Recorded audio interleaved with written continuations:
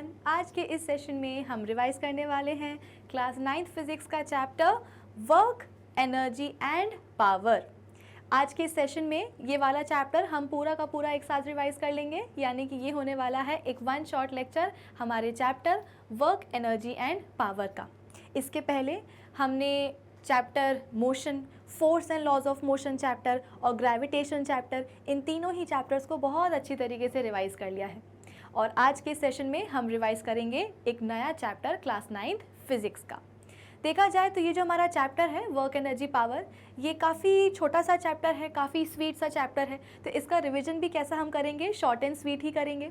Basically आज के इस रिवीजन सेशन में आपको मैं थ्योरी भी रिवाइज कराऊंगी और न्यूमेरिकल्स भी करवाऊंगी। तो ऐसा मत समझिएगा कि बच्चे टेंशन में आ जाते हैं कि मैम तो सिर्फ टॉपिक्स रिवाइज करवा रही हैं और टॉपिक्स की थ्योरी ही रिवाइज करवा रही हैं। नहीं, टॉपिक्स की थ्योरी तो हम रिवाइज करेंगे ही, और साथ ही साथ टॉपिक्स से रिलेटेड मैं आपको न्यूमेरिकल्स भी इस रिवीजन सेशन में सॉल्व करवा दूंगी। तो एक काम करते हैं, जल्दी से आज के इस सेशन को हम स्टार्ट कर लेते हैं। So this is Vibhuti Khare, welcome to Magnet Brains, जहाँ पे आपको सभी चैप्टर्स के वीडियो लेक्चर्स मिलने वाले हैं बिल्कुल फ्री ऑफ कॉस्ट। यानी कि मैग्नेट ब्रेन्स में आपको 2 चैप्टर्स पढ़ने के बाद किसी भी तरह का पेमेंट करने की या पैकेज परचेज करने की ज़रूरत बिल्कुल भी नहीं है, क्योंकि मैग्नेट ब्रेन्स आप सब तक पहुँचा रहा है क्वालिटी एजुकेशन बिल्कुल फ्री ऑफ कॉस्ट। तो इसी अच्छी बात से हम स्टार्ट कर लेते हैं आज का हमारा ये रिविजन सेशन। बेसिकली इस चैप्टर में ना हमको 3 टॉपिक्स पढ़ने हैं। कौन कौन से? Energy, work and power. तो सबसे पहले ना मैं आपको वर्क टॉपिक समझा देती हूँ, मतलब समझ तो हम चुके ही हैं, पढ़ तो हम चुके ही हैं, बस रिवाइज़ करना है। तो सबसे पहले हम वर्क टॉपिक को रिवाइज़ कर लेंगे, फिर इसके बाद में हम जाएंगे एनर्जी पर, और एनर्जी के बाद हम आएंगे कहाँ, पावर के टॉपिक पर। तो किस तरीके से हम आज के इस सेशन में प्रोसीड करने वाले हैं, आई होप सभी बच्चों को क्लियर हो गया होगा। तो एक काम करते हैं, जल्दी से हम वर्क टॉपिक को रिवाइज़ कर लेते हैं, ठीक है। अब अगर मैं आपसे पूछूं कि इस वर्क जो वर्ड है हमारे पास, जो टर्म है वर्क, इसका मतलब क्या होता है, तो इसका मतलब बड़ा ही आसान है भाई। हिंदी में वर्क को हम बोलते हैं क्या, काम, है ना। हिंदी में हम वर्क को क्या बोलते हैं, काम बोलते हैं। अब एग्जैक्टली वर्क क्या होता है या काम क्या होता है, ये हम समझने की कोशिश करते हैं। कैसे समझते हैं? एक कंडीशन से। कंडीशन क्या है कि मेरे पास एक यहाँ पे बॉक्स रखा हुआ है, मेरे पास एक बॉक्स है और ये बॉक्स किसका है, लकड़ी का है, ठीक है। तो वुडन बॉक्स है मेरे पास, और ये कहाँ रखा हुआ है, पॉइंट ए पे रखा हुआ है, ठीक है। अब मैं क्या चाह रही हूँ ना, मैं ये चाहती हूँ कि ये जो मेरा लकड़ी का बॉक्स है ये कहाँ आ जाए, पॉइंट बी पर आ जाए, ठीक है। अब ऑब्वियस सी बात है, ये जो बॉक्स है ये काफ़ी बड़ा है ना, और लकड़ी का बना है, तो ऑब्वियस सी बात है भारी तो होगा। तो ऐसा नहीं हो सकता कि मैं इसे उठा करके, अपने लकड़ी के डब्बे को उठा करके पॉइंट ए से बी तक लेकर के जाऊं। लेकिन मैं चाहती तो यही हूँ कि मेरा जो बॉक्स है वो कहाँ पहुँचे, पॉइंट बी तक पहुँचे। अब इस शिफ्टिंग को करने के लिए मैंने एक बच्चे की हेल्प ली, ठीक है। बच्चा आया और मैंने उसको इंस्ट्रक्शंस दिए कि भाई ये जो बॉक्स रखा हुआ है लकड़ी का, इसको आपको शिफ्ट करना है, पॉइंट ए से कहाँ तक लेके जाना है, पॉइंट बी तक लेकर के जाना है। अब इतना मैंने उस बच्चे को इंस्ट्रक्ट किया, और इंस्ट्रक्शंस देने के बाद में मुझे कुछ काम आ गया, तो मैं चली गई 5-10 मिनट के लिए, ठीक है। अब जब 5-10 मिनट बाद में वापस आई तो मैंने देखा कि जो बच्चा है वो लगा हुआ है इस बॉक्स को पुश करने में, वो पुश कर रहा है, लेकिन जो बॉक्स है वो ज़रा भी शिफ्ट नहीं हुआ। मैंने तो ये एक्सपेक्ट किया था कि जब तक मैं वापस आऊँगी तो बच्चा इस बॉक्स को ए से बी पॉइंट तक शिफ्ट कर चुका होगा, लेकिन जब मैं वापस आई तो मैंने कुछ अजीब सी चीज़ देखी। अजीब सी चीज़ क्या थी कि जो बॉक्स है वो बिल्कुल भी मूव नहीं कर रहा है, वो जहाँ था वहीं का वहीं है। पॉइंट बी तक तो छोड़ो, पॉइंट सी तक भी बॉक्स जो है शिफ्ट नहीं हो पाया। इसका मतलब क्या कि जिस बच्चे की मैंने हेल्प ली थी, क्या वो फोर्स नहीं लगा रहा था? बिल्कुल लगा रहा था।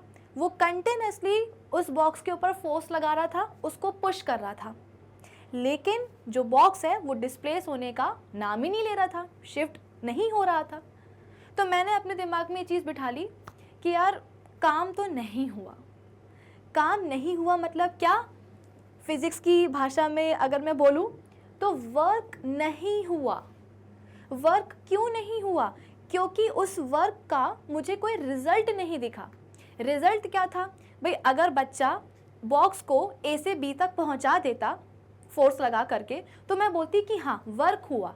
क्यों हुआ? क्योंकि मुझे इस वर्क का रिजल्ट दिख रहा था, मुझे दिख रहा था कि जो बॉक्स है वो ए से लेकर के बी तक गया, शिफ्टिंग हुई है, डिस्प्लेसमेंट हुआ है। तो जो कि डिस्प्लेसमेंट नहीं हुआ तो मैंने बोल दिया कि वर्क ही नहीं हुआ, और अगर डिस्प्लेसमेंट हो जाता तो वर्क मैं बोलती कि हो गया। तो क्या आप वर्क, डिस्प्लेसमेंट और फोर्स के बीच में रिलेशन बना पा रहे हो? वर्क का मतलब क्या होता है? वर्क का मतलब होता है फोर्स लगाओ और उस फोर्स लगाने से क्या हो? डिस्प्लेसमेंट हो। ठीक है, वर्क का मतलब क्या होता है कि फोर्स लगाओ और फोर्स लगाने से क्या हो? डिस्प्लेसमेंट हो। तो उसी को हम क्या कहते हैं? वर्क कहते हैं। देखो इधर पे क्या डेफिनेशन लिखी हुई है, work is done when a force produces displacement. हम कब बोलते हैं कि काम हुआ है? जब फोर्स लगाया गया हो और उस फोर्स के लगने से डिस्प्लेसमेंट प्रोड्यूस हुआ हो। ठीक है, यहाँ पे क्या हो रहा था इस कंडीशन में, इस एग्जांपल में, कि बच्चा फोर्स तो लगा रहा था लेकिन डिस्प्लेसमेंट हो ही नहीं रहा था, बॉक्स जहाँ था वहीं का वहीं रखा था, बिल्कुल भी मूव नहीं कर रहा था, बिल्कुल भी डिस्प्लेस नहीं हो रहा था। तो हमने यहाँ पे कंक्लूड कर दिया कि यार काम हो ही नहीं पाया, है ना। बच्चे की गलती नहीं है, बच्चा तो फोर्स लगा रहा था अपनी तरफ से लेकिन काम नहीं हुआ। क्यों? क्योंकि उस काम का रिजल्ट मुझे नहीं दिखा, बॉक्स शिफ्ट होता हुआ नहीं दिखाई दिया, बॉक्स डिस्प्लेस होता हुआ नहीं दिखाई दिया, इसलिए हमने बोला कि काम नहीं हुआ है। ठीक है, तो वर्क कब होता है? जब फोर्स लगाया गया हो और उस फोर्स के कारण क्या हो? डिस्प्लेसमेंट प्रोड्यूस हो, तो उसे हम कहते हैं कि हाँ भाई वर्क हो गया है। आई होप इस बहुत ही बेसिक एग्जाम्पल से, कंडीशन से सभी बच्चों को क्लियर हो गया होगा कि वर्क क्या होता है। ठीक है, अब देखो, work done by a force on a body depends on two factors. एक क्या होता है? मैग्नीट्यूड ऑफ फोर्स, कि कितना कितने मैग्नीट्यूड का फोर्स लगाया गया हो, और बॉडी का डिस्प्लेसमेंट कितना हुआ हो। ठीक है, अब अगर आपको एग्जाम में पूछा जाए कि भाई वर्क क्या होता है, तो आपको ये तो लिखना ही है कि वर्क कब बोला जाएगा कि हुआ है? जब फोर्स लगाया गया हो और उस फोर्स से क्या हो? डिस्प्लेसमेंट हो। जो वर्क डन होता है बाय अ फोर्स, वो दो चीज़ों पे डिपेंड करता है, एक तो फोर्स का मैग्नीट्यूड और दूसरा क्या? बॉडी का डिस्प्लेसमेंट, यानी कि जिस बॉडी के ऊपर, यानी कि जिस ऑब्जेक्ट के ऊपर फोर्स लगाया गया है, उस ऑब्जेक्ट का, उस बॉडी का कितना डिस्प्लेसमेंट हुआ हो, कितना डिस्प्लेसमेंट हुआ है, उस पर डिपेंडेंट होता है कौन? Work done. ठीक है, तो फॉर्मूला क्या आ जाएगा वर्क डन का? Work done is equals to force into displacement. जो भी हमने इस बेसिक एग्जाम्पल से बातें पढ़ी थी वर्क से रिलेटेड, उन्हीं चीज़ों को मैंने एक फॉर्मूला में पुट कर दिया है कि वर्क क्या होता है? वर्क होता है फोर्स इनटू डिस्प्लेसमेंट, यानी कि फोर्स और डिस्प्लेसमेंट का प्रोडक्ट क्या कहलाता है? वर्क कहलाता है। क्योंकि हम बार बार यही पढ़ते आ रहे हैं कि जब किसी ऑब्जेक्ट या किसी बॉडी के ऊपर फोर्स अप्लाई होता है और उस फोर्स के एप्लीकेशन से कोई डिस्प्लेसमेंट प्रोड्यूस होता है, तो हम बोलते हैं कि वर्क हुआ है। ठीक है, चलो अब इसके बाद में हम बोलते हैं कि एक और सेंटेंस है यहाँ पे, work done in moving a body is equal to the product of force exerted on the body and the distance moved by the body in the direction of force. अभी के लिए काम करो, ये जो है ना in the direction of force, इसको आप क्या कर दो? हटा दो। आपको कहाँ तक पढ़ना है? बस यहीं तक पढ़ना है कि work done in moving a body is equal to the product of the force exerted on the body and the distance travelled by the body. बस इतना रूल, इतना ही आपको पढ़ना है, बाकी को छोड़ दो। ठीक है, चलो अब इसके बाद में भाई वर्क भी तो क्या है? एक क्वांटिटी है, तो उसकी भी कोई ना कोई ऐसा यूनिट तो होगी। तो कैसे निकालेंगे? फॉर्मूला से ही निकालेंगे। फॉर्मूला हमने अभी भी क्या पढ़ा है कि भाई work done is equals to force into displacement. Displacement को तो हम ऐसे ही डिनोट करते हैं, है ना। तो जो हमारा फोर्स है उसके लिए उसकी ऐसा यूनिट क्या होती है? तो आपको पता है, हम पहले भी पढ़ चुके हैं, फोर्स की ऐसा यूनिट होती है न्यूटन, और डिस्प्लेसमेंट की ऐसा यूनिट क्या होती है? मीटर होती है। तो वर्क डन क्या हो जाएगा? वर्क डन हो जाएगा न्यूटन मीटर। अब इसके पहले तो हमने एनर्जी की भी बात कर ली है। एनर्जी में हमने क्या पढ़ा था? एनर्जी की यूनिट क्या होती है? न्यूटन मीटर होती है। और इसी न्यूटन मीटर को हम क्या बोल सकते हैं? इसको हम बोल सकते हैं जूल्स। यानी कि जो वर्क डन है भाई, जब हमने एनर्जी की बात करी थी अपने प्रीवियस सेशंस में, तो वहाँ पे भी हमने देखा था कि जो एनर्जी की यूनिट है, ऐसा यूनिट, वो भी कितनी आती है, न्यूटन मीटर, और इसी न्यूटन मीटर को हम क्या बोलते हैं, जूल्स बोलते हैं। ठीक है, तो वर्क डन की भी ऐसा यूनिट क्या हो जाएगी, जूल्स हो जाएगी। आई होप इतना सभी को समझ में आ रहा होगा। तो कई बार क्वेश्चन आता है एग्जाम्स में कि 1 जूल वर्क डन क्या होता है, तो आप ऐसे बोलोगे कि 1 जूल वो वर्क डन है जो कि परफॉर्म हुआ है कब, जब 1 न्यूटन का फोर्स अप्लाई किया गया हो और उस 1 न्यूटन के फोर्स के एप्लीकेशन से डिस्प्लेसमेंट कितना हुआ हो, 1 मीटर हुआ हो। ठीक है, तो जब 1 न्यूटन का फोर्स अप्लाई किया गया है किसी ऑब्जेक्ट के ऊपर, उसके कारण 1 मीटर डिस्प्लेसमेंट प्रोड्यूस हुआ हो, तो हम बोलेंगे कि 1 जूल वर्क हुआ है। ठीक है, तो ये तो आप कभी नहीं भूलोगे कि 1 जूल वर्क डन क्या होता है, क्योंकि एग्जाम में कभी कभी 1 मार्क का यही सवाल आ जाता है कि डिफाइन 1 जूल ऑफ वर्क।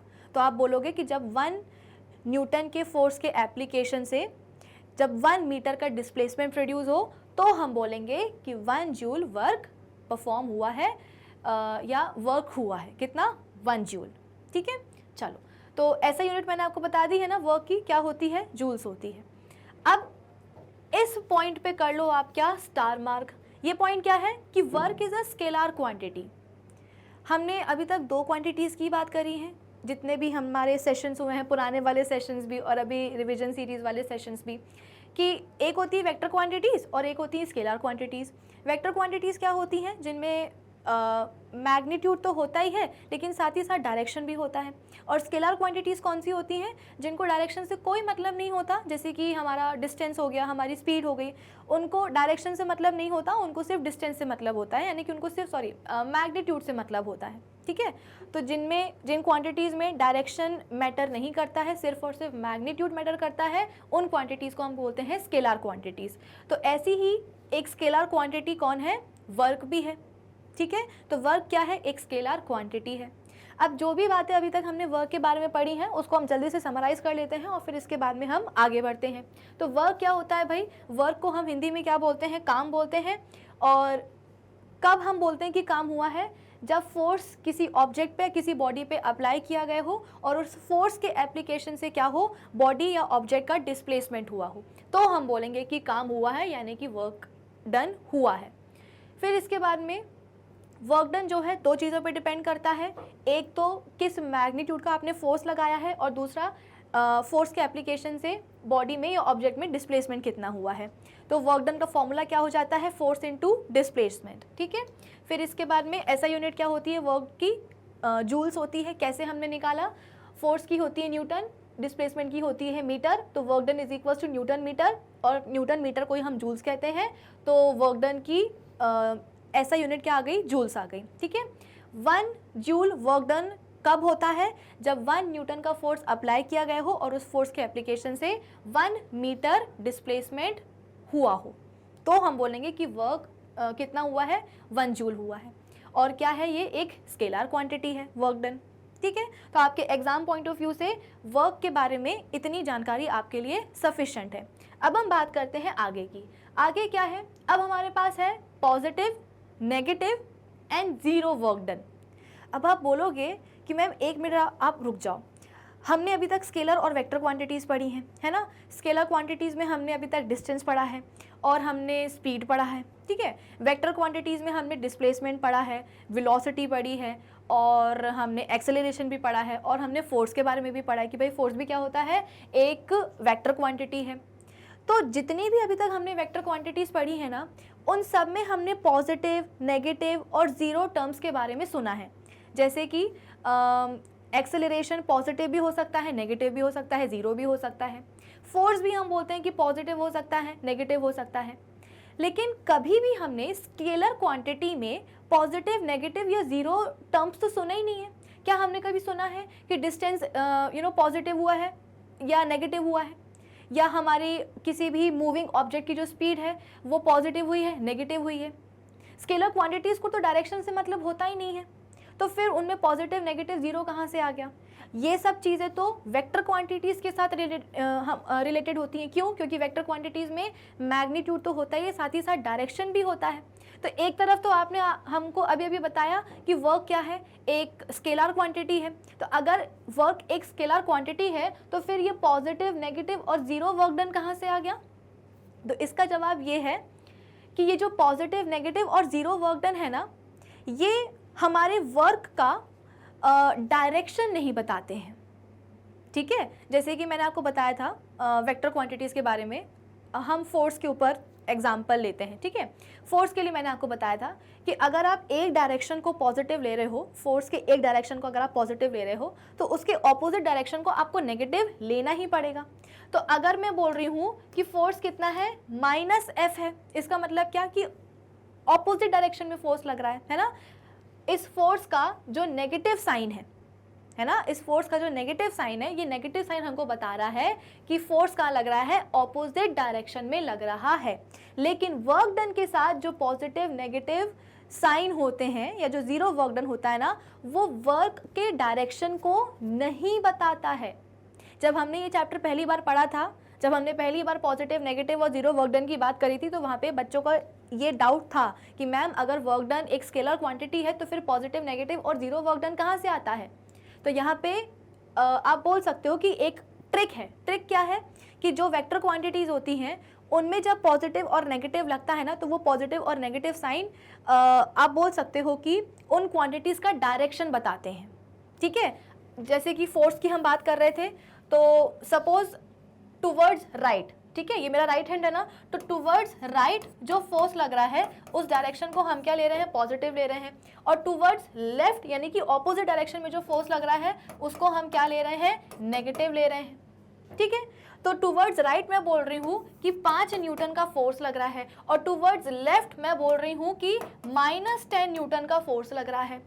तो इस 5 न्यूटन का जो पॉजिटिव साइन है, ये पॉजिटिव साइन क्या बता रहा है, फोर्स, अप्लाइड फोर्स का डायरेक्शन बता रहा है। प्लस 5 न्यूटन का मतलब ये है कि 5 न्यूटन फोर्स लग रहा है, लेकिन कहाँ लग रहा है, टूवर्ड्स राइट लग रहा है। और ये जो -10 न्यूटन है, इस -10 न्यूटन का जो नेगेटिव साइन है, ये मुझे क्या बता रहा है कि भाई 10 न्यूटन का फोर्स लग रहा है, लेकिन कहाँ लग रहा है, टूवर्ड्स लेफ्ट लग रहा है। क्या आप इस चीज को समझ रहे हो कि पॉजिटिव और नेगेटिव साइन ने क्या किया, पॉजिटिव और नेगेटिव साइन ने फोर्स के डायरेक्शन के बारे में बताया कि पॉजिटिव मतलब कि टुवर्ड्स राइट फोर्स लग रहा है और नेगेटिव मतलब क्या, टुवर्ड्स लेफ्ट फोर्स लग रहा है। लेकिन जब हम बात करते हैं वर्क डन की, तो वर्क डन में जो पॉजिटिव और नेगेटिव साइन आता है ना, वो वर्क की डायरेक्शन को नहीं बताता है। मैं इस चीज़ पे ज़्यादा जोर क्यों दे रही हूँ, क्योंकि बहुत से बच्चों का ये डाउट था, और ये डाउट मैं कमेंट सेक्शन में लिख कर क्लियर नहीं कर सकती थी, इसलिए मैंने आपको तब रिप्लाई नहीं किया। मैं वेट कर रही थी रिवीजन सीरीज़ का सेशन का, कि जब मैं आपको रिवाइज करवाऊंगी तब मैं आपको अच्छे से एक्सप्लेन कर दूंगी कि भाई वर्क में जो पॉजिटिव और नेगेटिव साइन लगता है ना, वो वर्क के डायरेक्शन को नहीं बताता है। जैसे कि बाकी वेक्टर क्वांटिटीज़ में पॉजिटिव और नेगेटिव जो साइंस हैं वो उस क्वांटिटी का डायरेक्शन बताते हैं, लेकिन यहाँ पे ऐसा नहीं होता है। पॉजिटिव और नेगेटिव साइन यहाँ पे वर्क के डायरेक्शन को नहीं बताते हैं। क्यों? क्योंकि वर्क को डायरेक्शन से मतलब ही नहीं होता है भाई। वर्क क्या है, एक स्केलर क्वांटिटी है। इसीलिए मैंने बोला था कि इस वाले स्टेटमेंट को कर लो क्या, आप स्टार मार्क। वर्क को डायरेक्शन से मतलब नहीं होता है, वो एक स्केलर क्वांटिटी है। तो सवाल ये है, आपके दिमाग में ये आ रहा होगा कि चलो मैं मान लिया कि जो पॉजिटिव और नेगेटिव साइन है वर्क के केस में, वो वर्क का डायरेक्शन नहीं बताते हैं। क्यों? क्योंकि वर्क को डायरेक्शन से मतलब ही नहीं होता है, वो एक स्केलर क्वांटिटी है। तो फिर आखिर ये पॉजिटिव और नेगेटिव साइन करते क्या हैं? ये पॉजिटिव और नेगेटिव साइन हमको ये बताते हैं कि फोर्स और डिस्प्लेसमेंट के बीच में डायरेक्शन कैसा है। फोर्स भी एक वेक्टर क्वांटिटी है और जो हमारा डिस्प्लेसमेंट है वो भी क्या है, एक वेक्टर क्वांटिटी है। तो फोर्स और डिस्प्लेसमेंट किस डायरेक्शन में हो रहे हैं, सेम डायरेक्शन में हो रहे हैं या ऑपोजिट डायरेक्शन में हो रहे हैं, या एग्जैक्टली हो कैसे रहे हैं, उन दोनों के बीच का डायरेक्शन कैसा है, वो हमें पॉजिटिव और नेगेटिव साइन बताते हैं। तो वर्क के डायरेक्शन को नहीं बताएंगे। इस चीज़ को मैं और अच्छी तरीके से एक्सप्लेन कर देती हूँ। देखो इधर पे, when displacement of an object is in the same direction as that of force applied, it is called positive work done. Positive work done कब होगा? पॉजिटिव वर्क डन कब होगा? जब जिस डायरेक्शन में फोर्स अप्लाई किया गया हो उसी डायरेक्शन में डिस्प्लेसमेंट हो तो हम बोलेंगे कि वहाँ पे पॉजिटिव वर्क डन है। तो यहाँ पे देखो ये जो पॉजिटिव साइन आ रहा है वर्क डन का, इसने वर्क डन का डायरेक्शन थोड़ी बताया, इसने तो ये बताया कि भाई जिस डायरेक्शन में फोर्स लग रहा है उसी डायरेक्शन में डिस्प्लेसमेंट हो रहा है। Similarly when displacement of an object is in opposite direction of applied force then it is negative work done। Negative work done कब होगा? नेगेटिव वर्क डन तब होगा जब अप्लाइड फोर्स के डायरेक्शन के ऑपोजिट डायरेक्शन में डिस्प्लेसमेंट हो, यानी कि आपने फोर्स कहीं और लगाया है और डिस्प्लेसमेंट कहीं और हो रहा है, यानी कि ऑपोजिट डायरेक्शन में हो रहा है, तो हम बोलेंगे कि नेगेटिव वर्क डन हो रहा है। तो देखो यहाँ पे वर्क डन के पहले जो नेगेटिव साइन है, ये नेगेटिव साइन वर्क डन का डायरेक्शन नहीं बता रहा है ना। ये क्या बता रहा है? ये बता रहा है कि भाई वर्क आप बोल सकते हो कि फोर्स और डिस्प्लेसमेंट दोनों अलग अलग डायरेक्शन में हुए हैं। फोर्स कहीं और लगाया गया था और डिस्प्लेसमेंट ऑपोजिट डायरेक्शन में हुआ है। जिस भी ऑब्जेक्ट के ऊपर फोर्स लगाया गया था उस ऑब्जेक्ट का डिस्प्लेसमेंट कहाँ हुआ है? फोर्स के ऑपोजिट डायरेक्शन में हुआ है, अप्लाइड फोर्स के ऑपोजिट डायरेक्शन में हुआ है। आई होप ये दोनों चीज़ें आप सभी को समझ में आ रही होंगी। फिर इसके बाद में अब सवाल आता है कि मैम ये जीरो वर्क डन क्या होता है?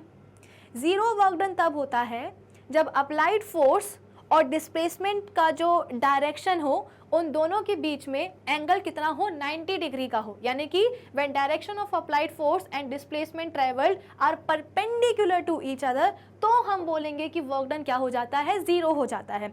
अब इसको हम समझते हैं सुंदर सुंदर कुछ डायग्राम से, यानी कि कुछ फोटोज से, इमेजेस से। अब देखो यहाँ पे क्या है, एक सॉकेट है, सॉकेट में एक प्लग लगा हुआ है और प्लग को बेसिकली प्लग को बच्चे, ये तो 3 बच्चे हैं हमारे पास, ये क्या चाह रहे हैं कि ये जो प्लग है, ये जो वायर है, ये इस सॉकेट से निकल जाए।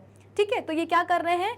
ये बेसिकली उस वायर को अपनी तरफ खींच रहे हैं, यानी कि अपनी तरफ क्या लगा रहे हैं? एक फोर्स लगा रहे हैं, पुल कर रहे हैं। ठीक है, तो ये बच्चे किस डायरेक्शन में फोर्स लगा रहे हैं? इसको हम मान लेते हैं टुवर्ड्स लेफ्ट। ठीक है, तो हम बोल रहे हैं कि टुवर्ड्स लेफ्ट क्या लग रहा है? फोर्स लग रहा है। तो ऑब्वियस सी बात है, जब हमारा ये जो प्लग है ये सॉकेट से निकलेगा तो ये निकल के कहाँ जाएगा? ये निकल के टुवर्ड्स लेफ्ट ही तो जाएगा ना। तो बच्चों ने फोर्स भी कहाँ लगाया था? फोर्स लगाया था लेफ्ट डायरेक्शन में। और जब प्लग निकल जाएगा सॉकेट से, यानी कि प्लग का जब डिस्प्लेसमेंट होगा तो डिस्प्लेसमेंट कहाँ होगा? वो भी तो टुवर्ड्स लेफ्ट ही होगा। तो यहाँ पे हमने क्या सीखा कि फोर्स और डिस्प्लेसमेंट का जो डायरेक्शन है वो कैसा है? सेम है। तो यहाँ पे काम तो हो रहा है, लेकिन वो कैसा काम हो रहा है? वो हो रहा है पॉजिटिव वर्क डन। यहाँ पे पॉजिटिव ने ये नहीं बताया कि वर्क डन का डायरेक्शन क्या है। डायरेक्शन, वर्क डन को डायरेक्शन से मतलब ही नहीं होता है। इस पॉजिटिव साइन ने ये बताया कि जिस डायरेक्शन में फोर्स लग रहा था ना उसी डायरेक्शन में क्या हो रहा है? डिस्प्लेसमेंट हो रहा है। जैसे कि एक और एग्जांपल ले लेते हैं। हमारे पास क्या है? यहाँ पे एक ब्लॉक है, ब्लॉक को मैं क्या कर रही हूँ? पुश कर रही हूँ और बेसिकली मैं यहाँ पे उसको फोर्स लगा रही हूँ। कहाँ लगा रही हूँ? तो टुवर्ड्स राइट लगा रही हूँ। तो मेरे फोर्स लगाने से होगा क्या? ये जो ब्लॉक है ये क्या करेगा? डिस्प्लेस कर जाएगा।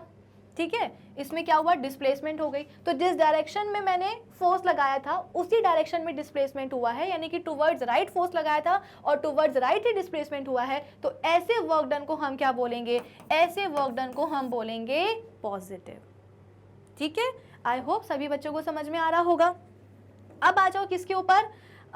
नेगेटिव वर्क डन के ऊपर। ठीक है, नेगेटिव वर्क डन क्या होता है? सपोज यहाँ पे क्या है, मेरे हाथ में नहीं है, सपोज ये एक बॉक्स रखा हुआ था। कहाँ रखा हुआ था? ग्राउंड पे रखा हुआ था। अब इस ग्राउंड पे रखे हुए बॉक्स को मैं क्या कर रही हूँ? नीचे से लेकर के ऊपर उठा रही हूँ। ग्राउंड पे एक बॉक्स रखा था, उस बॉक्स को मैं ऊपर उठा रही हूँ। ठीक है, अब इस चीज़ को बहुत ही ध्यान से देखना। हम सबको पता है, हम ग्रेविटेशन चैप्टर रिवाइज कर चुके हैं ना, हम सबको पता है कि हमारी जो प्लैनेट अर्थ है वो क्या करती है? हर एक चीज़ पे एक तरीके का अट्रैक्टिव फोर्स लगाती है और जिसको हम क्या कहते हैं? ग्रेविटेशनल फोर्स कहते हैं। ठीक है, तो हुआ क्या, ये जो बॉक्स था जो कि ग्राउंड पे रखा हुआ था, इस पे जो अर्थ है वो कहाँ फोर्स लगा रही थी? नीचे की तरफ लगा रही थी, यानी कि अर्थ उस बॉक्स को नीचे बुला रही थी। तो जो ग्रेविटेशनल फोर्स है वो कहाँ लग रहा था? नीचे की तरफ लग रहा था, यानी कि टुवर्ड्स डाउनवर्ड्स लग रहा था। लेकिन मैंने बॉक्स को उठाया कहाँ? मैंने बॉक्स को उठाया ऊपर। फोर्स लग रहा था नीचे। कौन सा फोर्स? Gravitational force. लगा कौन रहा था? अर्थ लगा रहा था। मैं नहीं लगा रही थी। ठीक है, मैं तो कहीं और लगा रही थी, मैं तो ऊपर ही लगा रही थी। ठीक है, जो मैं फोर्स लगा रही थी वो ऊपर था और मेरे फोर्स लगाने के कारण क्या हुआ, जो बॉक्स है वो भी कहाँ डिस्प्लेस हुआ, ऊपर ही डिस्प्लेस हुआ। लेकिन मैं अभी अपने फोर्स की बात नहीं कर रही हूँ, मैं अभी अर्थ जो फोर्स लगा रहा है, यानी कि जो ग्रेविटेशनल फोर्स लग रहा है, मैं उसकी बात कर रही हूँ। तो ग्रेविटेशनल फोर्स इस बॉक्स के ऊपर कहाँ लग रहा था, नीचे की तरफ लग रहा था, लेकिन बॉक्स डिस्प्लेस कहाँ हुआ, ऊपर की तरफ हुआ।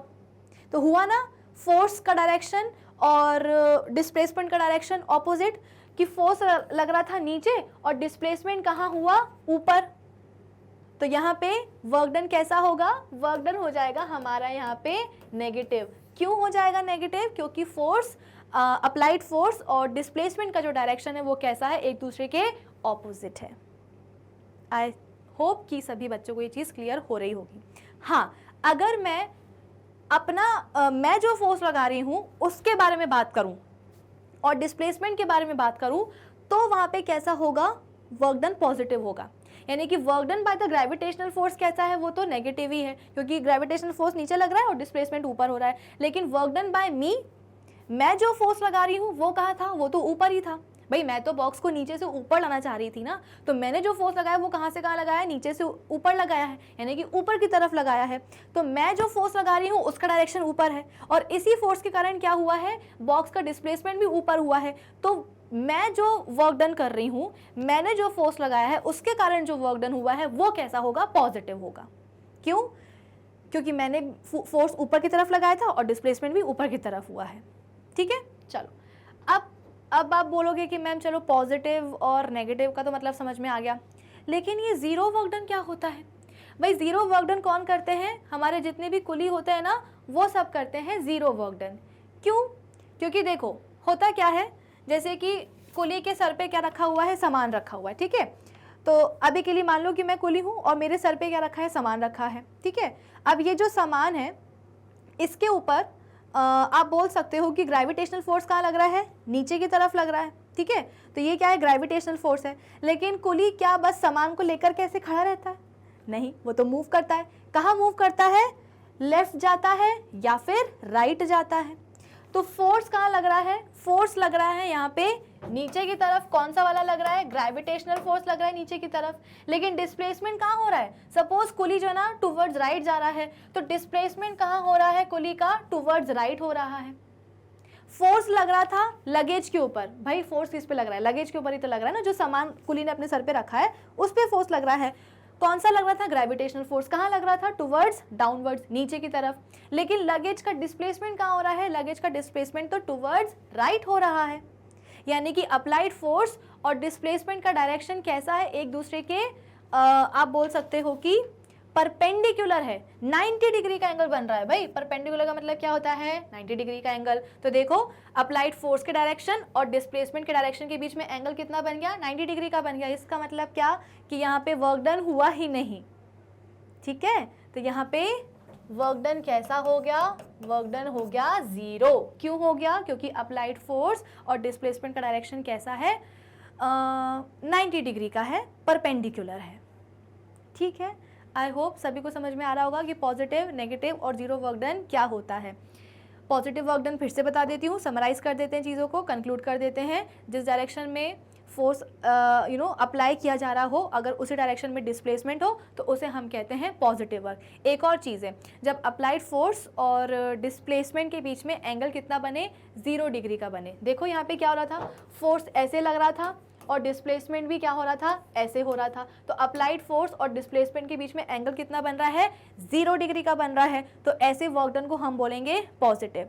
फिर इसके बाद में जब अप्लाइड फोर्स और डिस्प्लेसमेंट के बीच में एंगल कितना बने, 180 डिग्री का बने। ठीक है ना, देखो यहाँ पे ऐसे तो हो रहा था, जो बॉक्स रखा हुआ था, बेसिकली बॉक्स रखा नहीं हुआ था, बॉक्स तो पहले नीचे ही रखा हुआ था, फिर उस बॉक्स को मैंने ऊपर उठाया। ठीक है, तो बॉक्स का डिस्प्लेसमेंट कहाँ हुआ है, ऊपर की तरफ हुआ है, और उस बॉक्स के ऊपर ग्रेविटेशनल फोर्स कहाँ लग रहा था, नीचे की तरफ लग रहा था। तो जब अप्लाइड फोर्स और डिस्प्लेसमेंट के बीच में एंगल कितना हो, एंगल बने 180 डिग्री का, तो वो क्या हो जाएगा, वो हो जाएगा एक नेगेटिव वर्क डन।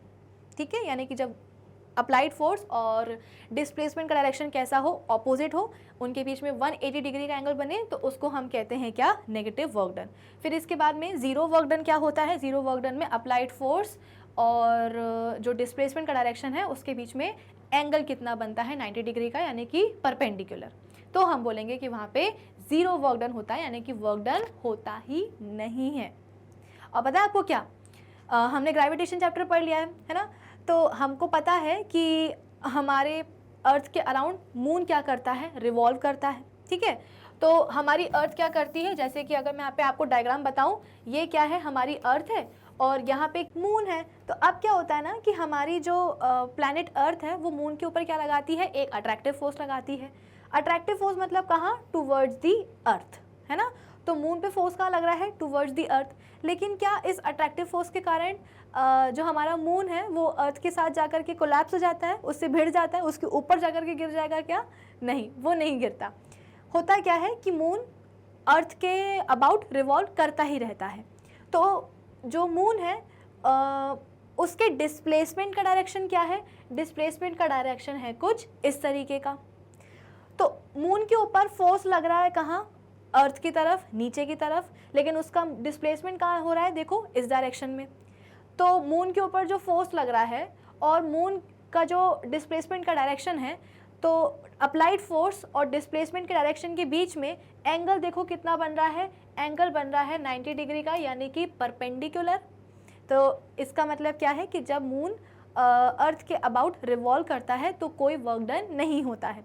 सिमिलरली जब डिफरेंट प्लैनेट्स सन के अराउंड रिवॉल्व करते हैं तो भी वर्क डन नहीं होता है। क्यों? क्योंकि अप्लाइड फोर्स का जो डायरेक्शन है और जो डिस्प्लेसमेंट का डायरेक्शन है उनके बीच का एंगल कितना होता है, 90 डिग्री का होता है, ठीक है। तो इतने सारे हमने अभी तक एग्जाम्पल देख लिए हैं, तो मुझे ऐसा मैं ये उम्मीद कर रही हूँ कि शायद अब आपको वर्क क्या होता है, पॉजिटिव, नेगेटिव और जीरो वर्क डन क्या होता है, ये सभी बच्चों को क्लियर हो गया होगा। अब किसी को कोई डाउट नहीं रह गया होगा, ठीक है। इस वाले केस में हो सकता है कि अगर आपको डाउट हो तो मैं जल्दी से एक बार और बता देती हूँ। बॉक्स इनिशियली नीचे रखा हुआ था ज़मीन पे, तो ऑब्वियस सी बात है अर्थ क्या करेगी, उसके ऊपर एक अट्रैक्टिव फोर्स लगाएगी, ग्रेविटेशनल फोर्स लगाएगी। कहाँ लगाएगी? नीचे की तरफ लगाएगी। लेकिन जब मैंने बॉक्स को ऊपर उठाया तो बॉक्स का डिस्प्लेसमेंट कहाँ हुआ? ऊपर की तरफ। तो work done by the gravitational force कहाँ कैसा हुआ? नेगेटिव हुआ। क्यों? क्योंकि फोर्स लग रहा था नीचे और डिस्प्लेसमेंट हुआ ऊपर, यानी कि ऑपोजिट डायरेक्शन में, यानी कि 180 डिग्री का एंगल बन गया अप्लाइड फोर्स और डिस्प्लेसमेंट के डायरेक्शन के बीच में। तो वर्क डन हो गया क्या? नेगेटिव। लेकिन उस बॉक्स को ऊपर उठाने में मैंने भी तो फोर्स लगाया है ना। मैंने फोर्स कहाँ लगाया था? ऊपर की तरफ। बॉक्स का डिस्प्लेसमेंट कहाँ हुआ? ऊपर की तरफ। तो जो मैंने फोर्स लगाया है उस फोर्स के कारण वर्क डन कैसा होगा? पॉजिटिव होगा, क्योंकि जिस डायरेक्शन में फोर्स लगा था उसी डायरेक्शन में बॉक्स का डिस्प्लेसमेंट हुआ है, यानी कि ऊपर की तरफ, ठीक है। चलो अब हम जल्दी से आ जाते हैं अपने नेक्स्ट टॉपिक के ऊपर। चलो इसके पहले न्यूमेरिकल सॉल्व कर लेते हैं, वरना बच्चे टेंशन में आ जाएंगे कि अरे मैम ने तो फिर से थ्योरी पढ़ा दी, न्यूमेरिकल्स पढ़ाए नहीं। चलो देख लो, कर लो न्यूमेरिकल सॉल्व भी, वो भी कर लो। A force of 10 newton causes a displacement of 2 metre in a body in its own direction, ठीक है। तो यहाँ पे हमको बताया गया है कि एक बॉडी है जिसके ऊपर 10 न्यूटन का फोर्स लगा था और इस 10 न्यूटन के फोर्स के कारण डिस्प्लेसमेंट हुआ है कितना? 2 मीटर का। वो भी कहाँ? इन इट्स ओन डायरेक्शन, यानी कि जिस डायरेक्शन में फोर्स लगाया गया था उसी डायरेक्शन में बॉडी का डिस्प्लेसमेंट भी हुआ है। Calculate the work done by the force. बड़ा आसान है। वर्क डन का हमने फॉर्मूला क्या पढ़ा है? Force into displacement. फोर्स कितना दिया गया है? 10 न्यूटन का। डिस्प्लेसमेंट कितना हुआ है? 2 मीटर का। तो ये कितना हो जाएगा? 10 इंटू 2 कितना हो जाएगा? 20 न्यूटन मीटर। लेकिन हम न्यूटन मीटर नहीं लिखेंगे, हम क्या लिखेंगे? हम जूल्स लिखेंगे। तो वर्क डन कितना हो गया? 20 जूल्स, ठीक है। चलो सेकंड क्वेश्चन क्या होगा? How much force is applied on the body when 150 joules of work is done in displacing the body through a distance of 10 metre in the direction of force.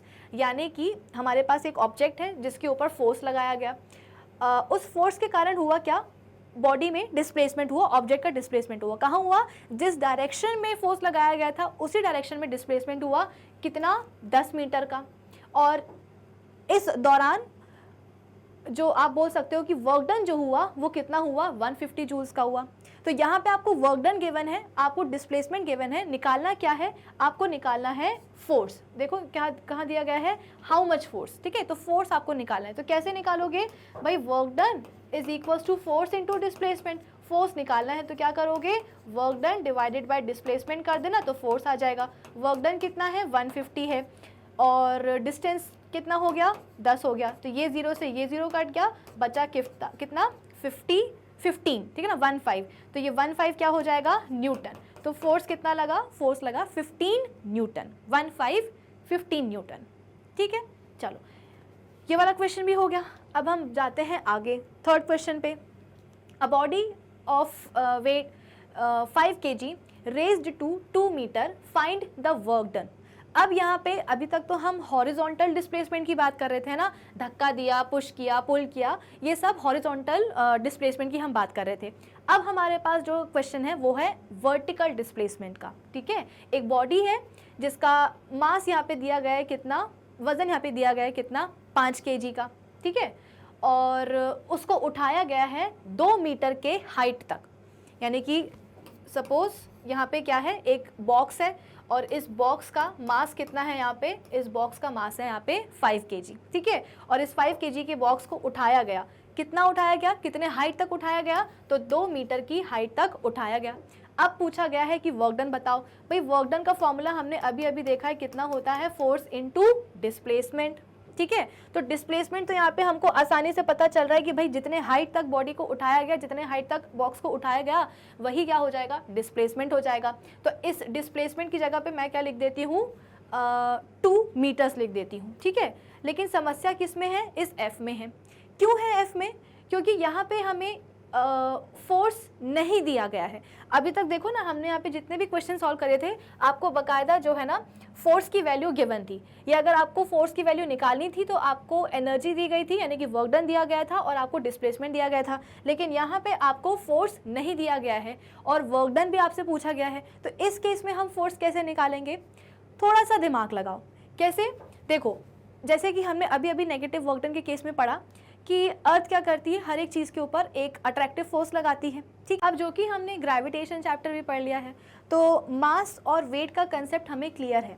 किसी भी object का wait क्या होता है, आप बोल सकते हो कि जिस फोर्स से वो अर्थ की तरफ अट्रैक्टेड है ना, वही उस फोर्स के बराबर ही उस ऑब्जेक्ट का वेट हो जाता है। जैसे कि एग्जांपल से समझ लेते हैं, हमारे पास क्या है, एक बॉक्स है और इस बॉक्स को अर्थ क्या कर रही है, अपनी तरफ खींच रही है, एक अट्रैक्टिव फोर्स के साथ खींच रही है, और वो अट्रैक्टिव फोर्स कितना है, सपोज F है। तो इस ऑब्जेक्ट का, इस बॉक्स का वेट कितना हो जाएगा, वेट हो जाएगा इसी फोर्स के बराबर। तो W किसके बराबर हो जाएगा, W बराबर हो जाएगा F के, ठीक है। अब इसके बाद में हमने force and laws of motion भी चैप्टर हमने रिवाइज कर लिया है। तो हमको पता है कि according to Newton's second law of motion, force किसके बराबर हो जाता है, फोर्स बराबर हो जाता है मास इनटू एक्सेलरेशन के। लेकिन यहाँ पे एक्सेलरेशन किसके कारण हो रहा है, ग्रेविटी के कारण, क्योंकि अल्टीमेटली ये फोर्स लगा कौन रहा है, अर्थ लगा रहा है, ठीक है। तो एक्सेलरेशन की बजाय हम क्या लिखेंगे, एक्सेलरेशन ड्यू टू ग्रेविटी लिखेंगे। तो F इज इक्वल टू किसके बराबर हो जाएगा, mg के बराबर हो जाएगा, ठीक है। तो ये जो फोर्स है वो किसके बराबर, सॉरी ये जो वेट है ऑब्जेक्ट का, ये किसके बराबर है, अट्रैक्टिव फोर्स के बराबर है। और ये जो अट्रैक्टिव फोर्स है ये किसके बराबर है, mass into acceleration due to gravity के बराबर है। तो इनडायरेक्टली वेट किसके बराबर हो जाएगा, वेट बराबर हो जाएगा mg के, ठीक है। तो इस आप बोल सकते हो कि बॉक्स का या ऑब्जेक्ट का वेट कितना हो जाएगा, mg के बराबर हो जाएगा, ठीक है। आई होप इतना सभी को समझ में आ रहा होगा। ये हम ऑलरेडी चीज़ पढ़ चुके हैं, है ना, कोई नई चीज़ मैंने आपको यहाँ पे नहीं बताई है।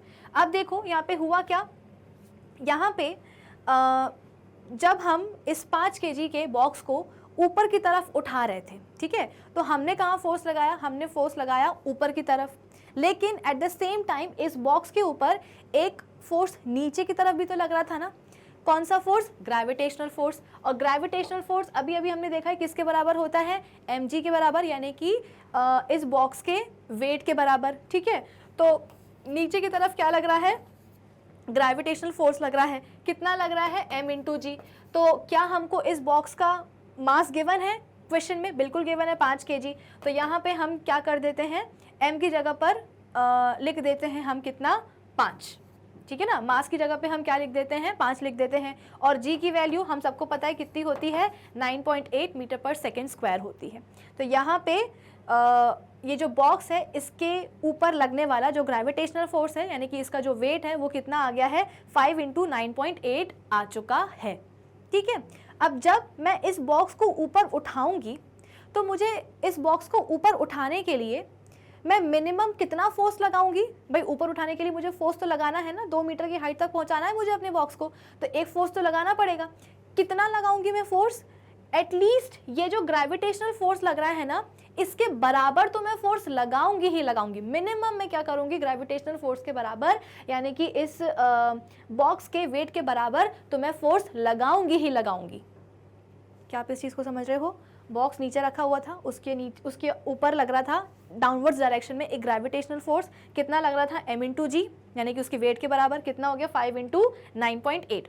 अब जब मुझे बॉक्स को 2 मीटर की हाइट तक ऊपर उठाना है तो मुझे एक ऊपर के डायरेक्शन में फोर्स लगाना पड़ेगा। कितना लगाना पड़ेगा, तो एटलीस्ट मिनिमम हम बोल सकते हैं कि इस बॉक्स के ऊपर जो नीचे की तरफ ग्रेविटेशनल फोर्स लग रहा है ना तो उसके बराबर तो आपको लगाना ही पड़ेगा। तो ग्रेविटेशनल फोर्स कितना लग रहा है 5 × 9.8, तो मैं भी कितना ऊपर की तरफ फोर्स लगाऊंगी 5 × 9.8, बस फर्क क्या होगा, फर्क होगा डायरेक्शन का। ग्रेविटेशनल फोर्स लग रहा है नीचे इस बॉक्स पे, लेकिन मैं कहाँ लगा रही हूँ, ऊपर लगा रही हूँ। कितना लगा रही हूँ, तो एटलीस्ट ग्रेविटेशनल फोर्स के बराबर लगा रही हूँ, कितना 5 × 9.8। तो अब यहाँ पे क्या हम F की जगह पे 5 × 9.8 लिख सकते हैं, बिल्कुल लिख सकते हैं। तो work done is equals to 5 × 9.8, ठीक है। ये कितना हो जाएगा 5 × 9.8 × 2, तो F कितना हो जाएगा 5 × 9.8 और S कितना हो जाएगा, वो तो दिया ही हुआ था 2 मीटर्स, ठीक है। तो 5 × 10 कितना हो, 5 × 2 कितना होता है 10, 10 × 98 कितना हो जाएगा 98, ठीक है। तो ये वर्क डन कितना हो जाएगा 98 जूल्स, ठीक है, कितना हो जाएगा 98 जूल्स। आसान था ना ये वाला क्वेश्चन भी। चलो नेक्स्ट क्वेश्चन क्या है, a work of 4900 joules is done on a rod of mass 50 kg to lift it to a certain height. Calculate the height through which the load is lifted. इसको जो है ना load कर देना, ये road नहीं है। तो एक लोड है जिसके ऊपर जो है वर्क किया गया है, कितना किया गया है, तो 4900 जूल्स का वर्क किया गया है। उस लोड का मास कितना गिवन है, यहाँ पे 50 kg गिवन है। तो अब उस बेसिकली आप बोल सकते हो कि उस लोड को ऊपर उठाया गया है, लेकिन कितने हाइट तक उठाया गया है ये नहीं बताया है। Calculate the height through which the load is lifted. Basically यहाँ पे हमको वर्क डन गिवन है कितना 4900 जूल्स, ठीक है, और उसका मास गिवन है, मास गिवन है कितना 40 kg। तो ऑब्वियसली बात है ये वाला सवाल भी किसका है, ये वाला सवाल भी हम बोलते हैं कि वर्टिकल मोशन का, ये हॉरिजॉन्टल मोशन का नहीं है, ठीक है। तो हमको हाइट पूछी है कि कितने हाइट तक जो है ना उस बॉक्स को, उस लोड को उठाया गया। तो अभी अभी हमने देखा है कि वर्क डन क्या होता है, फोर्स इनटू डिस्प्लेसमेंट होता है। फोर्स किसके बराबर होता है, फोर्स बराबर होता है mass into acceleration due to gravity के। डिस्प्लेसमेंट, अब जो कि हम बोल रहे हैं कि वर्टिकल मोशन हो रहा है तो यहाँ पे डिस्प्लेसमेंट की जगह पे हम क्या लिख सकते हैं, हाइट लिख सकते हैं, है ना भाई। अगर हॉरिजॉन्टल डिस्प्लेसमेंट हो रहा होता तो आप हॉरिजॉन्टल डिस्टेंस कैलकुलेट करते, लेकिन जब ऊपर नीचे कोई ऑब्जेक्ट जा रहा है, ऊपर की तरफ उसको उठाया जा रहा है, तो यहाँ पे हम डिस्प्लेसमेंट की जगह क्या लिखेंगे, हाइट लिखेंगे, ठीक है। तो यहाँ पे वर्क डन कितना करा गया है 4900, 4900 इज इक्वल्स टू मास कितना गिवन है उस लोड का 50 kg इनटू आप क्या करोगे, एक्सेलरेशन ड्यू टू ग्रेविटी कितना होता है 9.8 होता है, इनटू क्या कर दोगे, h कर दोगे। क्यों, क्योंकि अल्टीमेटली हमको हाइट ही तो निकालनी है। तो होगा क्या, ये 0 से ये 0 कैंसिल आउट हो जाएगा, ठीक है, और बचेगा यहाँ पे क्या 490 divided by 5 into 9.8 is equals to h, ठीक है। ये कितना हो जाएगा 490 डिवाइडेड बाय 5 इंटू 9.8, ये क्या जाएगी, हाइट आ जाएगी। जब आप पूरे को सॉल्व करोगे तो आपके पास आंसर कितना आएगा, 10 मीटर आएगा, ठीक है। कितना आएगा, 10 मीटर आएगा। ये वाला डेसिमल भी क्या करो आप, हटा ही दो। तो आपके पास टोटल कितना आ गया 4900 डिवाइडेड बाय 5 इंटू 9.8। पूरे को जब आप सॉल्व करोगे तो आपका आंसर कितना आएगा, 10 मीटर का आएगा। ठीक है, तो आई होप ये वाला क्वेश्चन भी सभी बच्चों को हो गया होगा क्लियर। इजी था, अगर आपसे पहला वाला बन रहा है यानी कि थर्ड वाला बन रहा है तो फोर्थ वाला भी अपने आप बन जाएगा। ठीक है, चलो अब हम बात करते हैं आगे की। आगे क्या है हमारे पास, चलो अब एक नया टॉपिक आ गया है। तो वर्क हमने पढ़ लिया, positive negative zero work done सब पढ़ लिया, उसके ऊपर न्यूमेरिकल भी हमने सॉल्व कर लिया। अब हम आ जाते हैं किसके ऊपर, अपने नेक्स्ट टॉपिक के ऊपर, जो कि है क्या, एनर्जी। अब एनर्जी को हम कैसे समझ सकते हैं। एनर्जी की एक बहुत ही बेसिक सी डेफिनेशन होती है, और वो क्या है, the ability to do work, यानी कि कार्य करने की क्षमता को, काम करने की क्षमता को हम क्या कहते हैं, एनर्जी बोलते हैं। भाई ये चीज़ तो मुझे लगता है कि हम सभी ने कभी ना कभी अपनी लाइफ में ज़रूर एक्सपीरियंस करी होगी, है ना। अभी आप क्लास 9th में हो तो क्लास 9 तक पहुँचते पहुँचते आपने ज़रूर कभी ना कभी एक्सपीरियंस किया होगा कि कभी कभी ऐसा होता है कि हम बहुत ही टायर्ड फील कर रहे होते हैं, बहुत ही एग्जॉस्टेड होते हैं, बहुत ही थके हुए रहते हैं। तो उस समय हम बोलते हैं कि हमारे अंदर एनर्जी बिल्कुल भी नहीं है, काफ़ी डाउन है हमारी एनर्जी। और जिस समय हमारी एनर्जी डाउन होती है उस समय हमें लगता है कि कोई हमसे कुछ भी करने को ना बोले, किसी भी तरह का काम करने को ना बोले, ना खेलने को बोले, ना टीवी देखने को बोले, ना होमवर्क करने को बोले, ना पढ़ाई करने को बोले। बस ऐसा लगता है कि भाई आज तो बिल्कुल भी एनर्जी नहीं है, आज तो बस हम क्या करें, दिन भर सोते ही रहें, है ना, यानी कि रेस्ट करते रहें। और कभी कभी ऐसा होता है कि हमारे अंदर बहुत एनर्जी होती है, हम बहुत ही एक दिन एनर्जेटिक फील करते हैं। तो जिस दिन हम एनर्जेटिक फील करते हैं उस दिन हमें लगता है कि दुनिया का कोई भी काम हमको करने को दे दो, हम सब कर सकते हैं। तो यहाँ पे हम एनर्जी और अपने काम को रिलेट कर सकते हैं कि अगर हमारे अंदर एनर्जी है तो हम काम कर सकते हैं, अगर हमारे अंदर एनर्जी नहीं है तो हम काम नहीं कर सकते हैं। तो एनर्जी क्या होती है, the ability to do work, कार्य करने की क्षमता को हम क्या कहते हैं, एनर्जी कहते हैं। ठीक है, the amount of energy possessed by a body is equal to the amount of work it can do when its energy is released. क्या बोला गया, the amount of energy possessed by a body, एक body के अंदर जो energy होती है वो किसके बराबर होती है, equal to the amount of work it can do. यानी कि एक ऑब्जेक्ट है, उसके अंदर जो भी एनर्जी है वो एनर्जी किसके बराबर होती है, उस काम के बराबर होती है जो कि वो ऑब्जेक्ट कर सकता है। कब, जब वो एनर्जी रिलीज करी जाए तब। ठीक है, अब एनर्जी क्या है, एनर्जी भी हम बोलते हैं कि एक स्केलर क्वांटिटी होती है। ठीक है, और इसकी यूनिट क्या होती है, तो एनर्जी और वर्क की यूनिट बराबर होती है। पहले भी हम पढ़ चुके हैं, कितनी होती है, जूल्स होती है। और कभी कभी क्वेश्चंस में आपको हायर यूनिट भी दी जाती है एनर्जी की, जो कि कितनी होती है, किलो जूल्स होती है। तो हम सबको पता है कि किलो का मतलब क्या होता है, 1000। तो अगर आपको कभी 1 किलो जूल्स एनर्जी दी गई हो तो आप उसको जूल्स में कैसे कन्वर्ट कर सकते हो, 1000 जूल्स आप उसको लिख सकते हो। ठीक है, अब देखो, आई होप एनर्जी का कंसेप्ट सभी को क्लियर हो गया होगा। एक बहुत ही बेसिक डेफिनेशन होती है, कार्य करने की क्षमता को हम एनर्जी कहते हैं। इसका मतलब क्या है कि अगर हमारे पास एनर्जी है तभी हम काम कर सकते हैं, अगर हमारे पास एनर्जी नहीं है तो हम काम नहीं कर सकते हैं। ठीक है, काम किसके बराबर होता है, काम बराबर होता है फोर्स इनटू डिस्प्लेसमेंट के। तो अगर हमारे पास एनर्जी है, अब ध्यान से सुनते जाइए क्योंकि अभी हम धीरे धीरे कहाँ बढ़ रहे हैं, अपनी मैकेनिकल एनर्जी की तरफ बढ़ रहे हैं। ठीक है, तो होता क्या है कि अगर हमारे अंदर एनर्जी है तो हम काम कर सकते हैं। काम कर सकते हैं मतलब क्या, कि हम फोर्स लगा सकते हैं और उस फोर्स के लगने से क्या होगा, डिस्प्लेसमेंट होगा, है ना। और अगर हमारे अंदर एनर्जी नहीं है तो हम काम नहीं कर सकते। काम नहीं कर सकते मतलब क्या, कि हम फोर्स तो लगा रहे हैं लेकिन डिस्प्लेसमेंट हो ही नहीं रहा है। ठीक है, तो यहाँ पे हम कंक्लूड कर सकते हैं कि एनर्जी किसके बराबर होती है, वर्क डन के, और वर्क डन किसके बराबर होता है, फोर्स इनटू डिस्प्लेसमेंट के। ये रिलेशन ध्यान रखना है। अब एनर्जी के डिफरेंट फॉर्म्स होते हैं, kinetic energy, potential energy, chemical energy, heat energy, light energy, sound energy, blah blah blah blah, बहुत सारी एनर्जीज होती हैं। लेकिन अभी हमें इस चैप्टर में सारी एनर्जीज के बारे में नहीं पढ़ना है, थैंकफुली हमें सिर्फ और सिर्फ मैकेनिकल एनर्जी के बारे में पढ़ना है।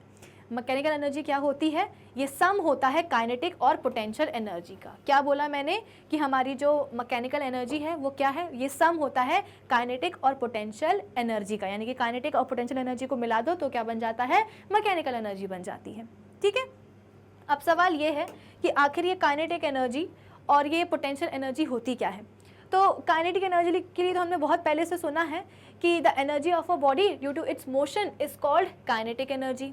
यानी कि किसी भी ऑब्जेक्ट या किसी भी बॉडी के मोशन के कारण जो एनर्जी होती है, जैसे कि अभी मैं क्या कर रही हूँ, जैसे मैं ए पॉइंट पे हूँ अभी मैं, और अभी मैं क्या कर रही हूँ, पॉइंट बी पर आ रही हूँ। तो पॉइंट ए से बी तक आने में मैंने मोशन परफॉर्म किया, ठीक है। तो इस मोशन के कारण मेरे अंदर एक एनर्जी थी और उसी एनर्जी को हम क्या बोलते हैं, काइनेटिक एनर्जी बोलते हैं। यानी कि काइनेटिक एनर्जी है मेरे अंदर, इसीलिए मैं क्या कर पा रही हूँ, मूव कर पा रही हूँ, ठीक है। तो काइनेटिक एनर्जी तो बहुत बेसिक सी चीज़ है, the energy of a body due to its motion. Motion के कारण जो एनर्जी है उसी को हम कहते हैं काइनेटिक एनर्जी। अब सवाल ये है कि मैम अभी तो आपने हमको मूव करके बताया कि हाँ मेरे मूवमेंट में जो एनर्जी इन्वॉल्व है उसको हम बोलते हैं काइनेटिक एनर्जी, लेकिन अब इस समय तो आप खड़े हो, तो इसका मतलब ये है कि अब आपके अंदर एनर्जी नहीं है। यानी कि जब मैं यहाँ से वहाँ जा रही थी तो मेरे अंदर एनर्जी थी, कौन सी वाली, काइनेटिक एनर्जी। लेकिन अब जब मैं आपके सामने एक ही जगह पे खड़ी हूँ, स्टेशनरी हूँ, रेस्ट पोजीशन पे हूँ, तो इसका मतलब ये है कि आपके अंदर एनर्जी नहीं है। नहीं, एनर्जी तो मेरे अंदर अब भी है, हाँ काइनेटिक एनर्जी नहीं है, दूसरी वाली एनर्जी है। दूसरी वाली मतलब कौन सी, पोटेंशियल एनर्जी। पोटेंशियल एनर्जी के बारे में हमने क्या पढ़ा था कि किसी भी बॉडी या किसी भी ऑब्जेक्ट के शेप, साइज, कॉन्फ़िगरेशन या उसके पोजीशन के कारण उसके अंदर जो एनर्जी होती है उसको हम क्या कहते हैं, पोटेंशियल एनर्जी कहते हैं। भाई मोशन के कारण जो एनर्जी है वो हो गई काइनेटिक एनर्जी। अब इस समय अगर मैं खड़ी हूँ, खड़ी क्या हूँ, चलो मैं बैठ भी जाती हूँ, बैठ क्या, मैं लेट भी जाती हूँ, तो मेरे लेटने पर भी मेरे अंदर एक एनर्जी है। नॉर्मली हमारे दिमाग में ये होता है कि जब हमारे अंदर एनर्जी बिल्कुल भी नहीं बचती है ना, तो हम क्या करते हैं, हम रेस्ट पे चले जाते हैं, है ना। तो रेस्ट पे हम कब जाएंगे, जब हमारे अंदर एनर्जी नहीं होगी, जबकि ऐसा नहीं है। जब आप रेस्ट पर रहते हो, जब आप लेटे हो, जब आप सो रहे हो, या आप केवल बैठे हुए हो, या आप केवल इस तरीके से खड़े हुए हो, तो भी आपके अंदर एक एनर्जी होती है और उसी एनर्जी को हम बोलते हैं पोटेंशियल एनर्जी। सवाल ये है कि वो एनर्जी क्यों होती है, क्योंकि किसी ना किसी हर एक बॉडी का, चाहे वो एक लिविंग ऑर्गेनिज्म हो, चाहे फिर वो एक नॉन लिविंग ऑब्जेक्ट ही क्यों ना हो, कोई ना कोई शेप तो होता ही है, कोई ना कोई साइज तो होता ही है, कोई ना कोई कॉन्फ़िगरेशन तो होता ही है, कोई ना कोई पोजीशन तो होती है। तो उसी शेप, साइज, कॉन्फ़िगरेशन और पोजीशन के कारण जो एनर्जी बॉडी के अंदर होती है उसको हम कहते हैं पोटेंशियल एनर्जी, ठीक है। तो कभी भी ये मत बोलना कि मैम हमारे अंदर एनर्जी नहीं है, हम थक गए हैं, एनर्जी नहीं है इसलिए हम जाकर के बैठ गए हैं। आप जाकर के बैठ गए हो लेकिन फिर भी आपके पास एनर्जी है, कौन सी वाली, पोटेंशियल एनर्जी। क्यों आई है, क्योंकि आपके शेप, साइज, कॉन्फ़िगरेशन, आपके पोजीशन के कारण जो एनर्जी है आपके अंदर वो है आपकी पोटेंशियल एनर्जी, ठीक है। अब तो डाउट नहीं होगा किसी को कि काइनेटिक एनर्जी और पोटेंशियल एनर्जी के बीच में क्या डिफरेंस होता है। भाई काइनेटिक एनर्जी और पोटेंशियल एनर्जी को मिला दो तो क्या बन जाता है, मैकेनिकल एनर्जी बन जाती है। और मैकेनिकल एनर्जी हमारे अंदर हमेशा रहती है, या तो काइनेटिक वाली होगी या पोटेंशियल एनर्जी होगी। अगर आप बैठे हो, रेस्ट पे हो, स्टेशनरी हो, तो आपके अंदर पोटेंशियल एनर्जी है, और जहाँ आपने मूव करना शुरू करा वहाँ आपके पास क्या आ गई, काइनेटिक एनर्जी आ गई, ठीक है। तो एक काम करते हैं, काइनेटिक एनर्जी का भी एक फॉर्मूला होता है, पोटेंशियल एनर्जी का भी एक फॉर्मूला होता है। कभी कभी एग्जाम्स में डायरेक्टली जो है ना डेरिवेशन आ जाता है कि काइनेटिक एनर्जी का फॉर्मूला हम कैसे डिराइव करें, तो वो मैं आपको बता देती हूँ। इसके बाद में हम पोटेंशियल एनर्जी पे जाएंगे, फिर इसके बाद में कुछ न्यूमेरिकल सॉल्व कर लेंगे, ठीक है। देखो अब काइनेटिक एनर्जी का फॉर्मूला क्या होता है, कैसे उसे डिराइव करें, इसको समझने के पहले मेरी एक बात पे जो मैं अभी आपसे करने वाली हूँ उस पर थोड़ा सा ध्यान देना, ठीक है। थोड़ा सा अलग तरीके से हम डिराइव करते हैं काइनेटिक एनर्जी के फॉर्मूले को। देखो कभी अगर आप अपने किसी छोटे भाई बहन के साथ खेलते हो या खेले हो, या अब कुछ बच्चे बोलेंगे कि मैम हमारे तो छोटे भाई बहन है ही नहीं, हम ही घर में सबसे छोटे हैं, तो कोई बात नहीं, कभी किसी कज़न के साथ या किसी मोहल्ले पड़ोस के बच्चे के साथ, छोटे बच्चे के साथ अगर आप खेलो हो, स्पेशली बैट बॉल, और बच्चा क्या कर रहा है, बॉलिंग कर रहा है, तो बड़ा ही मज़ेदार वो सीन होता है। क्यों? क्योंकि छोटे छोटे जो बच्चे होते हैं एकदम 5-6 साल के या उनसे भी छोटे, वो क्या करते हैं ना, खूब दौड़ के आएंगे और ऐसा लगेगा कि आज तो पता नहीं क्या गजब बॉलिंग करने वाले हैं, है ना। खूब दौड़ के आएंगे और खूब अपनी फुल स्ट्रेंथ के साथ आते हैं, और जैसे ही बॉल फेंक के मारते हैं तो बॉल उनकी बिल्कुल निकलती है फुस्सी, है ना उस बॉल की ज़्यादा वेलोसिटी होती है, ना ही आप बोल सकते हो कि वो बॉल जो है ना हमारे तक पहुंच पाती है। हम ही को जो है ना बैट लेकर के आगे जाना पड़ता है बच्चे का दिल रखने के लिए कि हाँ बच्चे ने बॉलिंग करी है तो कम से कम हम बैटिंग कर दें, है ना, वो सीन होता है। अब आप मुझे ये बताओ कि ये जो वेलोसिटी, जिस वेलोसिटी से बच्चे ने बॉल फेंकी थी, आखिर वो वेलोसिटी कम क्यों थी। भाई बच्चा बॉल फेंक रहा था तो हम तक बॉल क्यों नहीं आ पाई, क्योंकि उस बॉल की वेलोसिटी कम थी। सवाल ये कि उसकी वेलोसिटी कम क्यों थी, वो इसीलिए कम थी क्योंकि वो बच्चा छोटा था। अगर उसी बॉल को, भाई बॉल में कोई डिफेक्ट नहीं था, उसी बॉल को अगर आप जाकर के फेंकोगे तो आप तो बढ़िया स्पीड के साथ फेंकोगे, बढ़िया वेलोसिटी के साथ फेंकोगे, लेकिन बच्चे ने जब वो बॉल फेंकी तो उसकी वेलोसिटी कम क्यों थी? इसीलिए कम थी क्योंकि वो बच्चा था, वो बच्चे ने बॉल फेंकी थी। बच्चे से होने का मतलब क्या है? बच्चे का होने का मतलब ये है कि उसके अंदर एनर्जी कम थी, उसके अंदर काइनेटिक एनर्जी कम थी, जिसके कारण आप बोल सकते हो कि वो उतना वर्क डन नहीं कर पाया। भाई अभी अभी हमने एनर्जी और वर्क डन के बीच में रिलेशन देखा है ना। कार्य करने की क्षमता को ही हम क्या कहते हैं? एनर्जी कहते हैं। एनर्जी ज़्यादा है तो वर्क डन ज़्यादा होगा, वर्क डन ज़्यादा होगा मतलब क्या? फोर्स ज़्यादा अप्लाई होगा और उस फोर्स से क्या होगा? डिस्प्लेसमेंट होगा। ठीक है, तो बच्चे में एनर्जी कम थी, जिसके कारण क्या हुआ कि वर्क डन जो है ना वो ज़्यादा नहीं कर पाया, मतलब कि वो ज़्यादा फोर्स नहीं लगा पाया, ज़्यादा ताकत नहीं लगा पाया, और इस ज़्यादा फोर्स ना लगाने के कारण उसने जो बॉल को डिस्प्लेस किया वो भी कैसा था? कम ही था। यानी कि वेलोसिटी क्या हो गई? बॉल की कम हो गई। तो यहाँ पे हमको काइनेटिक एनर्जी और वेलोसिटी के बीच में एक रिलेशन समझ में आया कि अगर काइनेटिक एनर्जी कम है तो वेलोसिटी कम होगी, काइनेटिक एनर्जी ज़्यादा है तो वेलोसिटी कम होगी। भाई उसी बॉल को आप फेंक करके देखो, आपके अंदर एनर्जी ज़्यादा है, तो एनर्जी ज़्यादा है तो जब आप बॉल को फेंकोगे तो वो ज़्यादा वेलोसिटी के साथ जाएगी। ठीक है, तो काइनेटिक एनर्जी और वेलोसिटी के बीच में एक रिलेशन आपको समझ में आया। चलो अब दूसरे रिलेशन की बात करते हैं। दूसरा रिलेशन क्या होगा? काइनेटिक एनर्जी और मास के बीच में। ठीक है, काइनेटिक एनर्जी और मास के बीच में। अब खेलना आपको अभी भी बच्चों के साथ ही है, ठीक है, लेकिन यहाँ पे हम दो अलग अलग टाइप के बच्चे लेंगे। एक बच्चा होगा जो बिल्कुल एकदम ऐसा होगा, बहुत ही पतला होगा, ठीक है, और दूसरा बच्चा हम लेंगे जो कि थोड़ा सा अच्छा सा है, गोलू पोलू सा है, मोटू सा है। दोनों से आप बॉलिंग करवा करके देखो। जो बच्चा पतला होगा ना उसकी बॉल अभी भी फुस्सी ही आएगी, और जो बच्चा थोड़ा सा मोटा होगा, गोलू पोलू सा होगा, वो जब बॉल फेंकेगा तो उसकी बॉल थोड़ी सी ज़्यादा वेलोसिटी से आएगी। ऐसा क्यों? जो बच्चा पतला है ना उसकी काइनेटिक एनर्जी कम है, काइनेटिक एनर्जी कम है, जिसके कारण वेलोसिटी, जिस वेलोसिटी से उसने बॉल फेंकी वो वेलोसिटी कम थी। इसका मतलब क्या कि जो बच्चा पतला है, जिसका मास कम है, उसकी काइनेटिक एनर्जी कम, और जो बच्चा अच्छा गोलू पोलू सा है उसका मास ज़्यादा, जिसके कारण उसकी काइनेटिक एनर्जी ज़्यादा। काइनेटिक एनर्जी ज़्यादा जिसके कारण उसने जो बॉल फेंकी है वो ज़्यादा वेलोसिटी से आई है। ठीक है, जैसे कि मैं हूँ और मेरे बगल में एक बच्चा है, ठीक है, अब वो बच्चा आया, ऑब्वियसली बात है छोटा बच्चा है तो उसका जो मास है वो मुझसे तो कम ही होगा, है ना। तो वो बच्चा आया और मुझसे आकर के टकरा गया, तो आपको क्या लगता है वो इतना छोटा सा बच्चा क्या मुझे आकर के डिस्प्लेस कर देगा कि जैसे वो बच्चा आके मुझसे टकराया मैं नीचे गिर गई तपाक से? ऐसा नहीं होगा। क्यों? क्योंकि उसका मास कम है ना, उसकी काइनेटिक एनर्जी कम है, तो वो अगर आके मुझसे टकराएगा भी तो मुझे कोई फ़र्क नहीं पड़ेगा। और वहीं अगर मैंने उसको एक हाथ दे दिया तो क्या होगा? वो टप्पा खा के नीचे गिर जाएगा। क्यों? मेरा मास ज़्यादा है, तो मास किससे ज़्यादा है? बच्चे से ज़्यादा है, ठीक है ना। तो मास ज़्यादा है तो मतलब मेरी काइनेटिक एनर्जी ज़्यादा है, तो मैंने ज़्यादा वर्क किया। यहाँ पे वर्क का रिलेशन देखो, मेरा मास ज़्यादा था बच्चे से इसलिए मेरी काइनेटिक एनर्जी ज़्यादा थी, इसलिए मैं ज़्यादा काम कर पाई। मैंने ऐसा काम किया कि बच्चा टपाक से नीचे गिर गया, लेकिन बच्चे का मास कम था, उसकी काइनेटिक एनर्जी कम थी, इसलिए वो मुझ पे ज़्यादा काम नहीं कर पाया। ज़्यादा काम नहीं कर पाया मतलब क्या कि मैं ज़्यादा डिस्प्लेस नहीं हुई। ज़्यादा से ज़्यादा क्या होगा? मैं यहाँ खड़ी हूँ और जैसे वो मुझसे आके टकराएगा तो मैं बस ऐसा हो जाएगा मेरा पोस्चर, बस इससे ज़्यादा कुछ नहीं होगा। मैं गिरूंगी तो बिल्कुल भी नहीं। ठीक है, तो काइनेटिक एनर्जी और मास के बीच में भी हमने एक रिलेशन निकाला। मास ज़्यादा तो काइनेटिक एनर्जी ज़्यादा, मास कम तो काइनेटिक एनर्जी कम, काइनेटिक एनर्जी ज़्यादा तो वेलोसिटी ज़्यादा, काइनेटिक एनर्जी कम तो वेलोसिटी भी कम हो जाएगी। ठीक है, तो ये तो एक जनरल रिलेशन मैंने आपको बता दिया कि क्या होता है। क्यों बताया? ताकि आप कभी भी काइनेटिक एनर्जी को मत भूलो। ठीक है, अब एक काम करते हैं, अब तरीके से काइनेटिक एनर्जी का फॉर्मूला हम डिराइव करना सीख लेते हैं। कैसे डिराइव करेंगे? देखो अभी अभी हमने क्या देखा था, वर्क डन का फॉर्मूला क्या होता है? Force into displacement.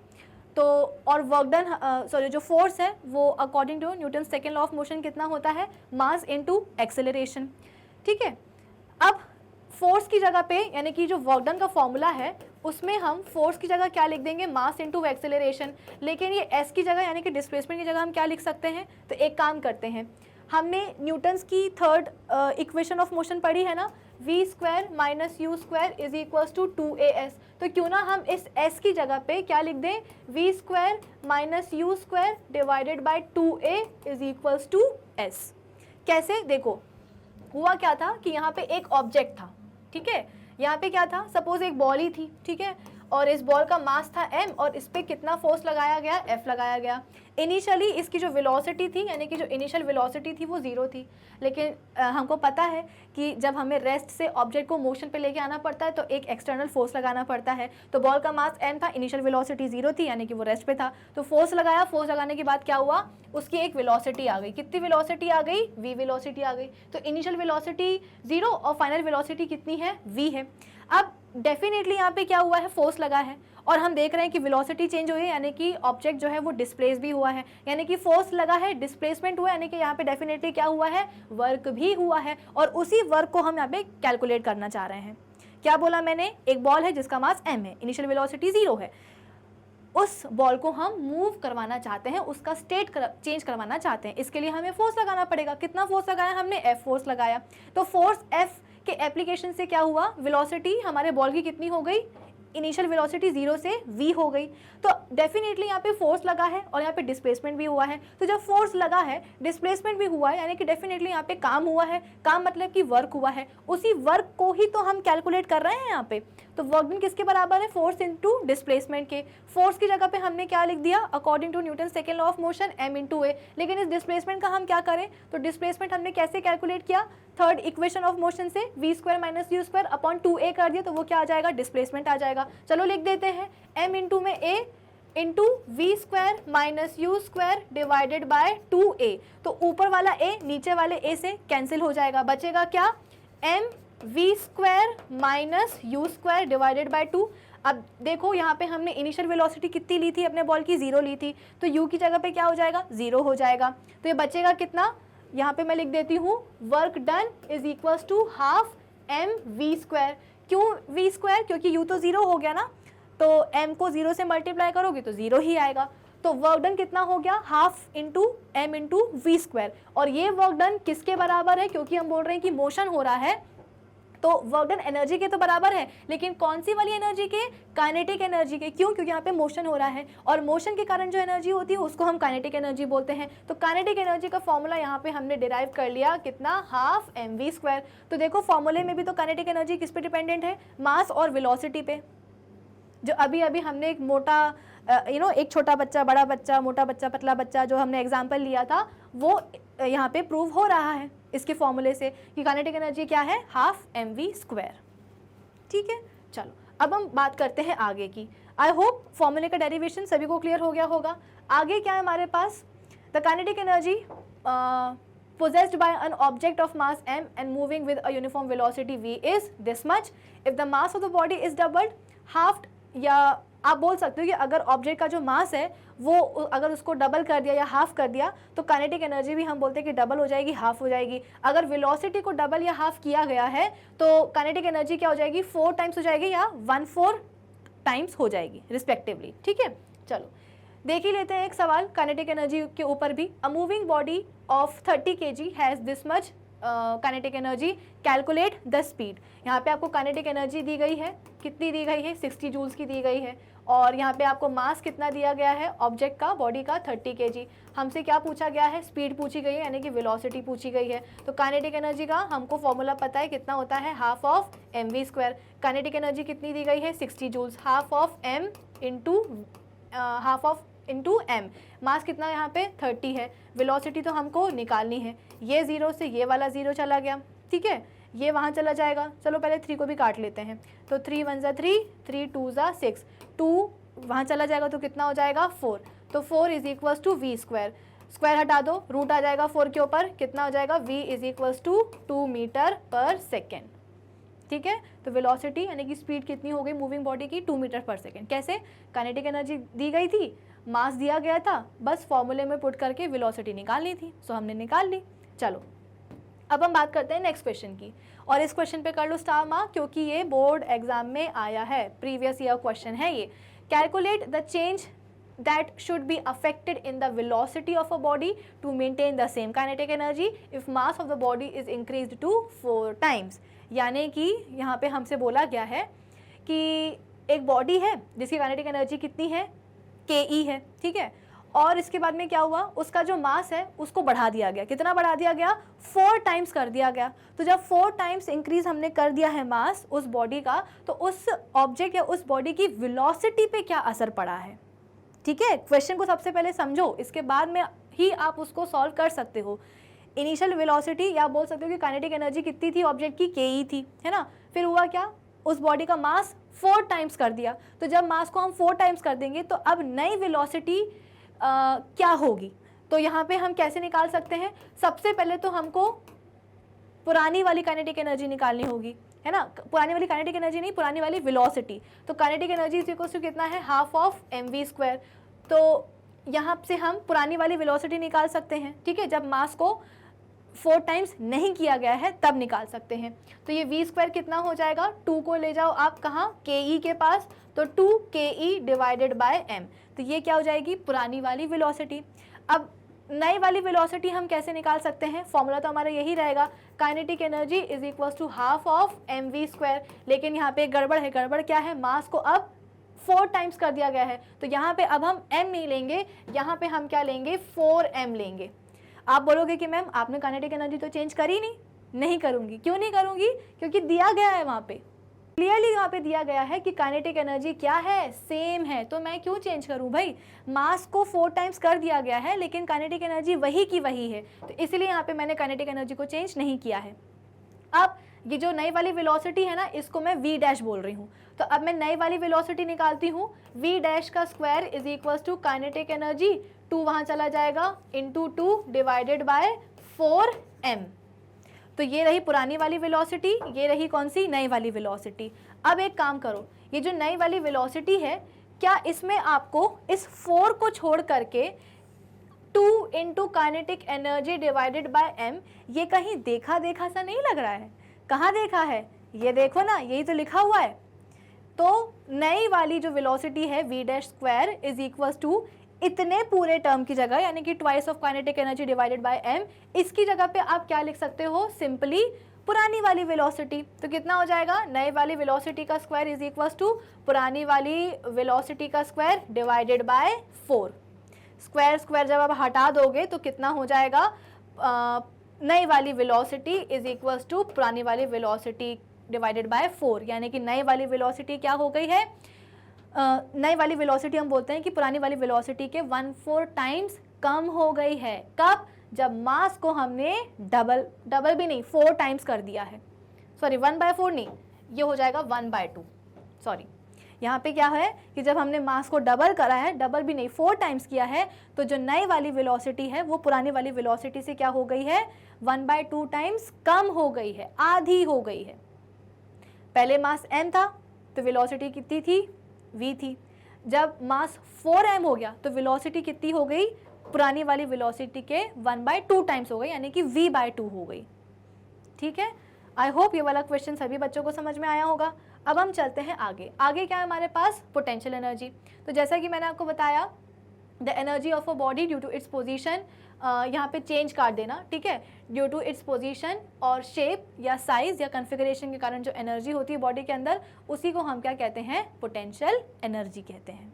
ठीक है, अब पोटेंशियल एनर्जी के फॉर्मूले को हम कैसे डिराइव कर सकते हैं, यू नो व्हाट, अभी जो हमने हमने फॉर्मूला जो हमने अभी न्यूमेरिकल सॉल्व करा है ना, ये वाला कहाँ गया वो न्यूमेरिकल, ये सभी पोटेंशियल एनर्जी के फॉर्मूले पर ही डिपेंडेंट है. देखो ना, पोटेंशियल एनर्जी का फॉर्मूला कितना होता है, mgh होता है. तो हुआ क्या कि हमने पहले ही पोटेंशियल एनर्जी के कुछ न्यूमेरिकल्स सॉल्व कर लिए.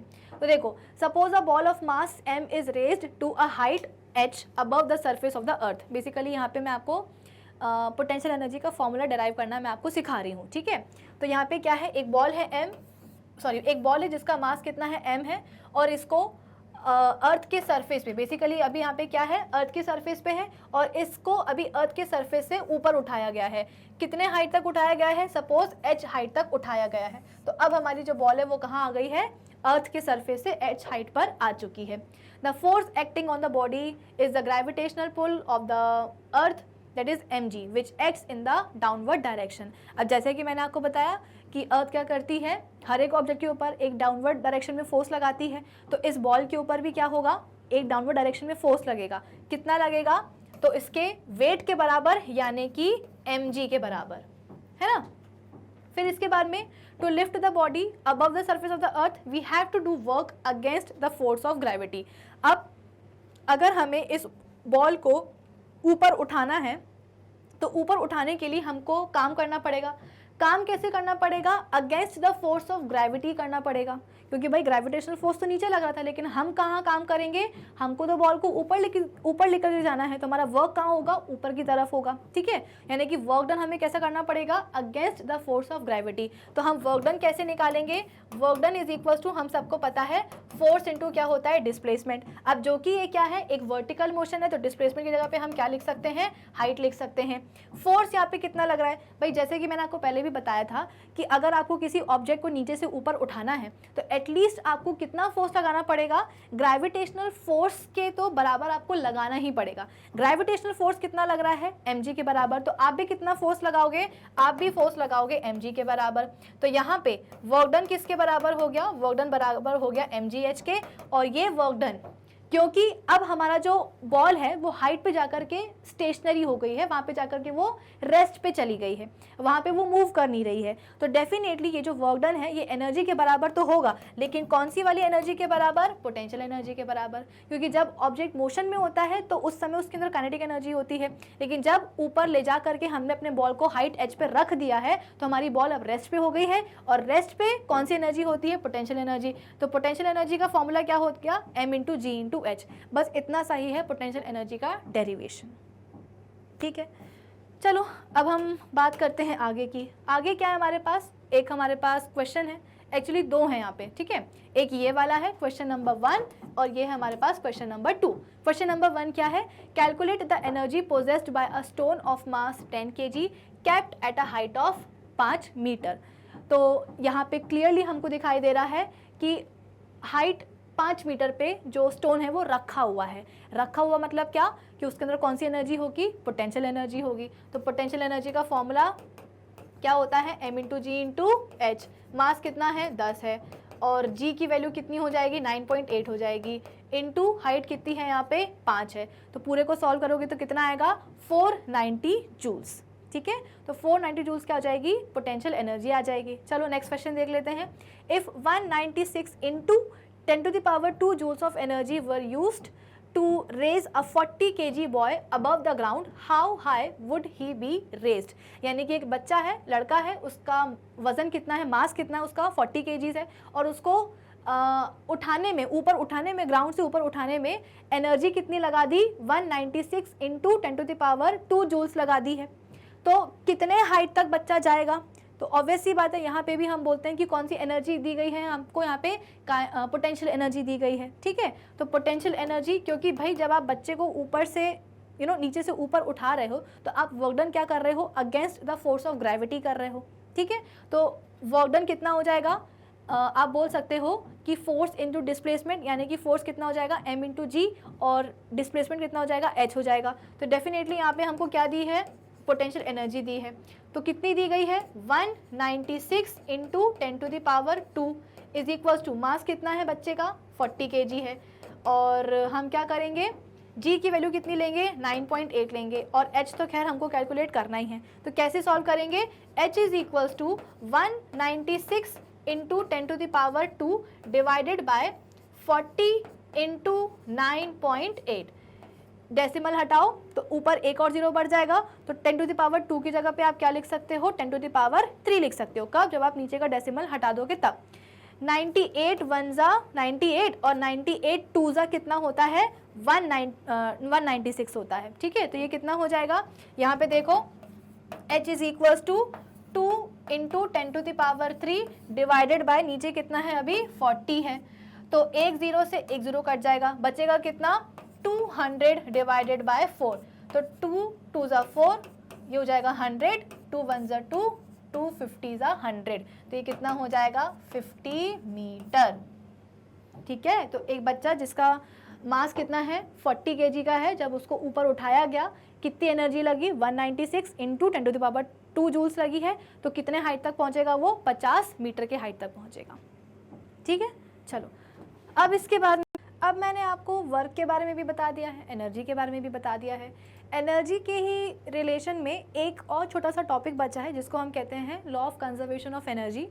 तो law of conservation of energy को हम कैसे प्रूव करते हैं, कभी कभी एग्जाम में डायरेक्टली वो क्वेश्चन आ जाता है, तो मैं आपको उसका सल्यूशन बता देती हूँ कि कैसे आप प्रूव कर सकते हो law of conservation of energy को। बेसिकली लॉ हमसे बोलता क्या है कि भाई एनर्जी को ना ही आप कभी बना सकते हो, ना ही आप कभी एनर्जी को डिस्ट्रॉय कर सकते हो, वो हमेशा एक फॉर्म से दूसरे फॉर्म में कन्वर्ट होती है। ना एनर्जी को बना पाते हो, ना ही आप उसको डिस्ट्रॉय कर पाते हो। भाई हमारे यहाँ पे जो डैम्स बनते हैं ना, डैम्स में भी एग्जैक्टली यही लॉ फॉलो होता है, यानी कि law of conservation of energy का ही लॉ फॉलो होता है।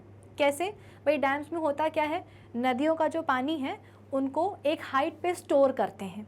ठीक है, नदियों का जो पानी है उनको एक हाइट पे स्टोर करते हैं। ये सब बातें हम पहले भी कर चुके हैं, बस एक जल्दी से क्या कर रहे हैं, क्विक रिकैप कर ले रहे हैं। ठीक है, तो डैम्स में क्या होता है, नदियों के पानी को एक हाइट पे स्टोर कर लेते हैं। अब जो कि हमने अभी अभी पढ़ा है कि बेसिकली जो नदी का पानी है वो फ्लो तो अभी कर नहीं रहा, यानी कि वो मोशन में नहीं है, वो कहाँ है, अभी रेस्ट में है।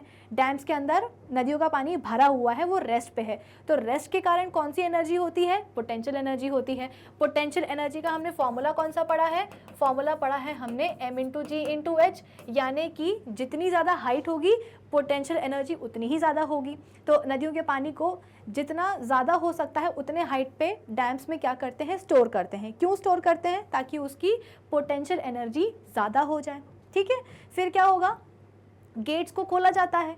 गेट्स को खोलने से क्या होता है, जो स्टोर्ड पानी है उस पानी को बहाया जाता है। कहाँ बहाया जाता है, तो यहाँ पे क्या लगा होता है, एक इस तरीके की टरबाइन लगी होती है। टरबाइन मतलब क्या, ऐसी एक घूमने वाली डिवाइस। ठीक है, तो एक टरबाइन लगी होती है और इस टरबाइन के ऊपर वो वाला नदी का पानी जो कि डैम के अंदर स्टोर किया जाता है हाइट पे, उसी पानी को बहाया जाता है। तो बेसिकली होगा क्या, पानी बह के आएगा और इस टरबाइन के ऊपर पड़ेगा। जैसे ही टरबाइन के ऊपर पानी पड़ता है, टरबाइन क्या करती है, घूमने लगती है। घूमने के कारण क्या होता है, आप बोल सकते हो कि एक एनर्जी प्रोड्यूस हो जाती है। भाई डैम्स क्यों बनाए जाते हैं, बिजली बनाने के लिए, है ना। तो बिजली क्या है, इलेक्ट्रिसिटी भी तो एक एनर्जी है, इलेक्ट्रिकल एनर्जी तो है। तो ये इलेक्ट्रिकल एनर्जी कहाँ से बन रही है, ये इलेक्ट्रिकल एनर्जी बन रही है इस टरबाइन के घूमने से, है ना। टरबाइन क्या करती है, गोल गोल घूमती है और इसके गोल घूमने से हम बोलते हैं कि इलेक्ट्रिकल एनर्जी बन रही है। आखिर ये टरबाइन घूम क्यों रही है, ये टरबाइन इसलिए घूम रही है क्योंकि इस पे नदी का पानी बहुत ही स्पीड के साथ आ रहा है। नदी का पानी फ्लो कर रहा है, इसका मतलब क्या कि अब उसमें क्या आ गई है, काइनेटिक एनर्जी आ गई है। तो नदी के पानी की काइनेटिक एनर्जी थी, पानी के अंदर काइनेटिक एनर्जी थी, इसी काइनेटिक एनर्जी के कारण क्या हुआ, ये टरबाइन घूमने लगी। टरबाइन के घूमने से हम बोल रहे हैं कि इलेक्ट्रिकल एनर्जी यानी कि बिजली बन रही है। पानी के अंदर काइनेटिक एनर्जी क्यों आई थी, क्योंकि उसके अंदर ऑलरेडी पोटेंशियल एनर्जी थी। तो हो क्या रहा है, यहाँ पे एनर्जी का कन्वर्जन आपको देखने को मिल रहा है। जब डैम के अंदर पानी को स्टोर किया गया तो उसके अंदर पोटेंशियल एनर्जी थी, जैसे ही पानी को छोड़ा बहने के लिए तो वही पोटेंशियल एनर्जी कन्वर्ट हो गई किसमें, काइनेटिक एनर्जी में। इसी काइनेटिक एनर्जी के साथ जब पानी टरबाइन पे पड़ा तो टरबाइन घूमने लगी और इसके घूमने से हम बोलते हैं कि इलेक्ट्रिकल एनर्जी बन गई। ठीक है, तो डैम्स के थ्रू जैसे भी इलेक्ट्रिसिटी का फॉर्मेशन होता है तो वो इसी लॉ पे बेस्ड होता है, यानी कि law of conservation of energy पर ही बेस्ड होता है। अब हम कैसे प्रूव करें कि भाई एनर्जी जो है वो कंजर्व्ड होती है, तो क्यों ना हम मैकेनिकल एनर्जी से इस बात को प्रूव करें, क्योंकि अभी तक हम इस चैप्टर में केवल मैकेनिकल एनर्जी को ही तो पढ़ रहे हैं, है ना। काइनेटिक एनर्जी पढ़ी, पोटेंशियल एनर्जी पढ़ा, तो हम मैकेनिकल एनर्जी से ही प्रूव करते हैं कि कैसे law of conservation of energy follow होता है।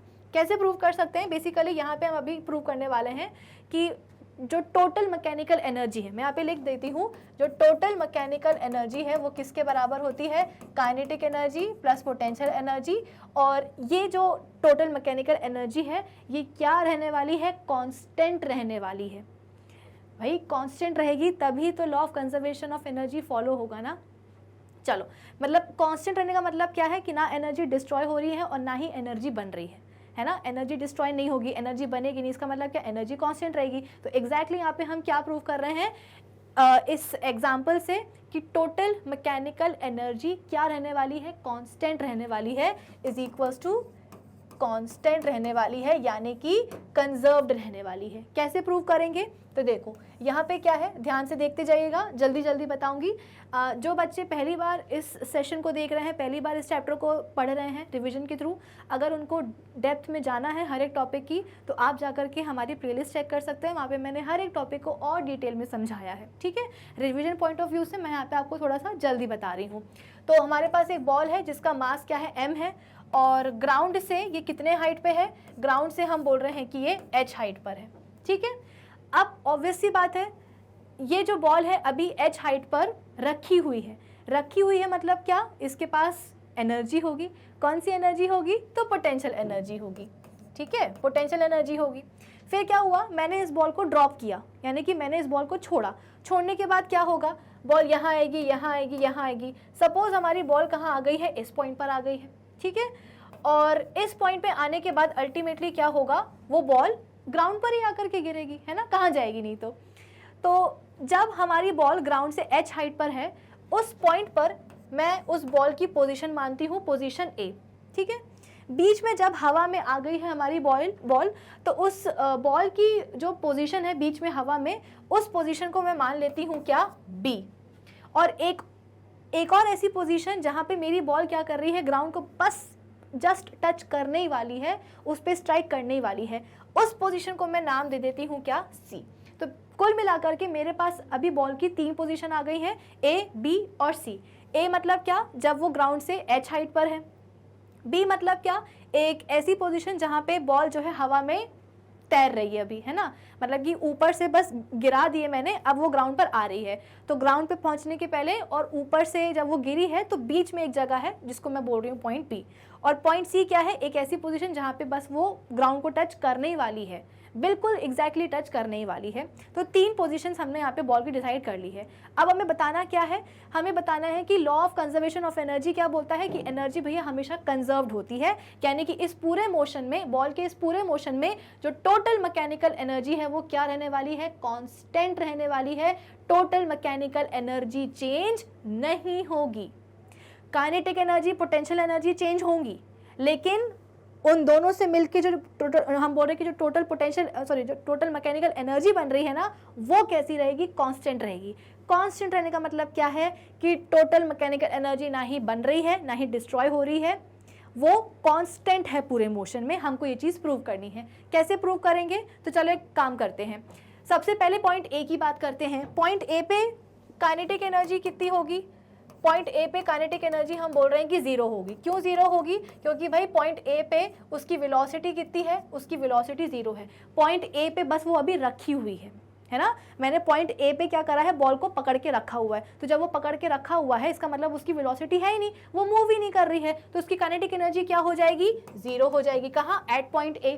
सिमिलरली पॉइंट ए पे ही अब जब वो मूव नहीं कर रही है, रेस्ट पर है, तो रेस्ट पर रहने पे भी तो उसके पास कोई एनर्जी होगी। कौन सी एनर्जी होगी, पोटेंशियल एनर्जी होगी। कितनी होगी potential energy, PE is equals to mass into g into h, है ना, मास हो गया, जी हो गया, और डिस्टेंस कितना है बॉल का, ग्राउंड से h है, हाइट h है। तो यहाँ पे मैंने क्या लिख दिया, potential energy is equals to m into g into h. तो पॉइंट ए पे टोटल मैकेनिकल एनर्जी कितनी आ गई, पॉइंट ए पे टोटल मैकेनिकल एनर्जी हम बोलते हैं कि kinetic energy plus potential energy कितनी आ जाएगी, 0 प्लस mgh, यानी कि पॉइंट ए पे टोटल मैकेनिकल एनर्जी आ गई है mgh। अब हमें ये प्रूव करना है कि total mechanical energy through out the motion of this ball, through out it's journey कितनी रहने वाली है, mgh ही रहने वाली है। कैसे प्रूव करेंगे, देखो अब हम बात करते हैं पॉइंट बी की। ठीक है, पॉइंट बी पर जब हमारी बॉल आई, तो सपोज ये जो है एक्स डिस्टेंस ट्रेवल करके आ रही है। भाई बॉल नीचे से ऊपर नहीं जा रही है, बॉल ऊपर से नीचे आ रही है, तो ऊपर से जब नीचे आई है, नीचे कहाँ आई है, पॉइंट बी पर आई है, तो कितना डिस्टेंस ट्रेवल करके आई है, वो आई है एक्स डिस्टेंस ट्रेवल करके, ठीक है। तो पॉइंट बी पर अगर मैं काइनेटिक एनर्जी पूछूं तो कितनी होगी, half of M we square. चलो ठीक है, पहले काइनेटिक एनर्जी नहीं, हम बात करते हैं पोटेंशियल एनर्जी की। तो पॉइंट बी पर पोटेंशियल एनर्जी कितनी हो जाएगी, m into g into x. X क्यों, क्योंकि यहाँ पे आप बोल सकते हो नॉट एग्जैक्टली एक्स, यहाँ पे हम बोलते हैं कि h माइनस एक्स होगा, ठीक है। पोटेंशियल एनर्जी हम कहाँ से देखते हैं, ग्राउंड से देखते हैं, है ना। पोटेंशियल एनर्जी हम कहाँ से देखते हैं, ग्राउंड से देखते हैं। तो माना कि हमारी बॉल पॉइंट ए से बी तक आई है एक्स हाइट को ट्रेवल करके, लेकिन पॉइंट बी पर उसकी पोटेंशियल एनर्जी कितनी होगी, एम जी एच ही होगी। कितनी होगी, sorry m g h minus x होगी, है ना। इतना पूरा डिस्टेंस h है, तो इतना कितना हो जाएगा, इतना पूरा h है, इतना x है, तो ये कितना हो जाएगा, ये हो जाएगा h माइनस एक्स, है ना। ये पूरा h, इतना x, तो ये कितना हो जाएगा, h माइनस एक्स। तो यहाँ पे हम बोलते हैं कि m g h minus x. इसको अगर हम खोल देंगे तो कितना हो जाएगा, m g h minus m g x. तो पॉइंट बी पर पोटेंशियल एनर्जी कितनी हो गई, m g h minus m g x. अब पॉइंट बी पर हम काइनेटिक एनर्जी निकालते हैं, कैसे निकालते हैं, half of M we square. लेकिन वेलोसिटी की तो यहाँ पे कोई चर्चा ही नहीं हो रही है, कैसे निकालेंगे, वी स्क्वायर कहाँ आता है, थर्ड इक्वेशन ऑफ मोशन में। थर्ड इक्वेशन ऑफ मोशन क्या है, v square minus u square is equals to 2as, ठीक है। अब जो कि हमारा वर्टिकल मोशन है, इसलिए हम a की जगह g लिखेंगे और s की जगह क्या लिखेंगे, h लिखेंगे, ठीक है। तो लेकिन h की जगह पे भी हम क्या लिखेंगे, x लिखेंगे। क्यों, क्योंकि हमारी बॉल जब a से b पॉइंट आई है तो x हाइट को ट्रेवल करके आई है ना। तो h की जगह पे भी हम क्या लिखेंगे, टू बी मोर स्पेसिफिक यहाँ पे हम लिखेंगे x, ठीक है। अब हमें क्या निकालना है, v की वैल्यू निकालनी है। तो v स्क्वायर कितना हो जाएगा, v स्क्वायर हम बोल सकते हैं यहाँ पे, देखो u तो यहाँ पे 0 होने वाला है। क्यों 0 होने वाला है, क्योंकि इनिशियली हमारी बॉल कैसी थी, रेस्ट पर थी, तो इनिशियल वेलोसिटी उसकी कितनी थी, 0 थी। बाद में जब उसको मैंने छोड़ा तब उसने वेलोसिटी गेन करी है ना, तो इनिशियल वेलोसिटी तो उसकी 0 ही थी, तो u स्क्वायर की जगह पे मैंने 0 लिख दिया। तो अब v स्क्वायर कितना आ गया, अब v स्क्वायर आ गया 2 इंटू जी इंटू एक्स। तो अब मैं यहाँ पे क्या लिख सकती हूँ, half into m into 2gx, है ना। v स्क्वायर की जगह पे लिख दिया मैंने 2gx, ये 2 से ये 2 कट गया, बचा कितना, kinetic energy is equals to mgx, ठीक है। अब एक काम करते हैं, अब पॉइंट बी पे जैसे हमने पॉइंट ए पे टोटल मैकेनिकल एनर्जी निकाली थी, सिमिलरली अब हम पॉइंट बी पर टोटल मैकेनिकल एनर्जी निकालते हैं। कैसे, kinetic energy plus potential energy कर देते हैं। तो काइनेटिक एनर्जी हमारी कितनी है, mgx आई है पॉइंट बी पर, प्लस पोटेंशियल एनर्जी कितनी है, mgh माइनस, देखो पोटेंशियल एनर्जी ये वाली है, ठीक है, काइनेटिक एनर्जी ये वाली है। तो कितनी है potential energy, mgh minus mgx। अब देखो इधर पे प्लस mgx और माइनस mgx कैंसिल आउट हो जाएंगे, तो बचेगा क्या, total mechanical energy at point B कितनी हो गई, mgh।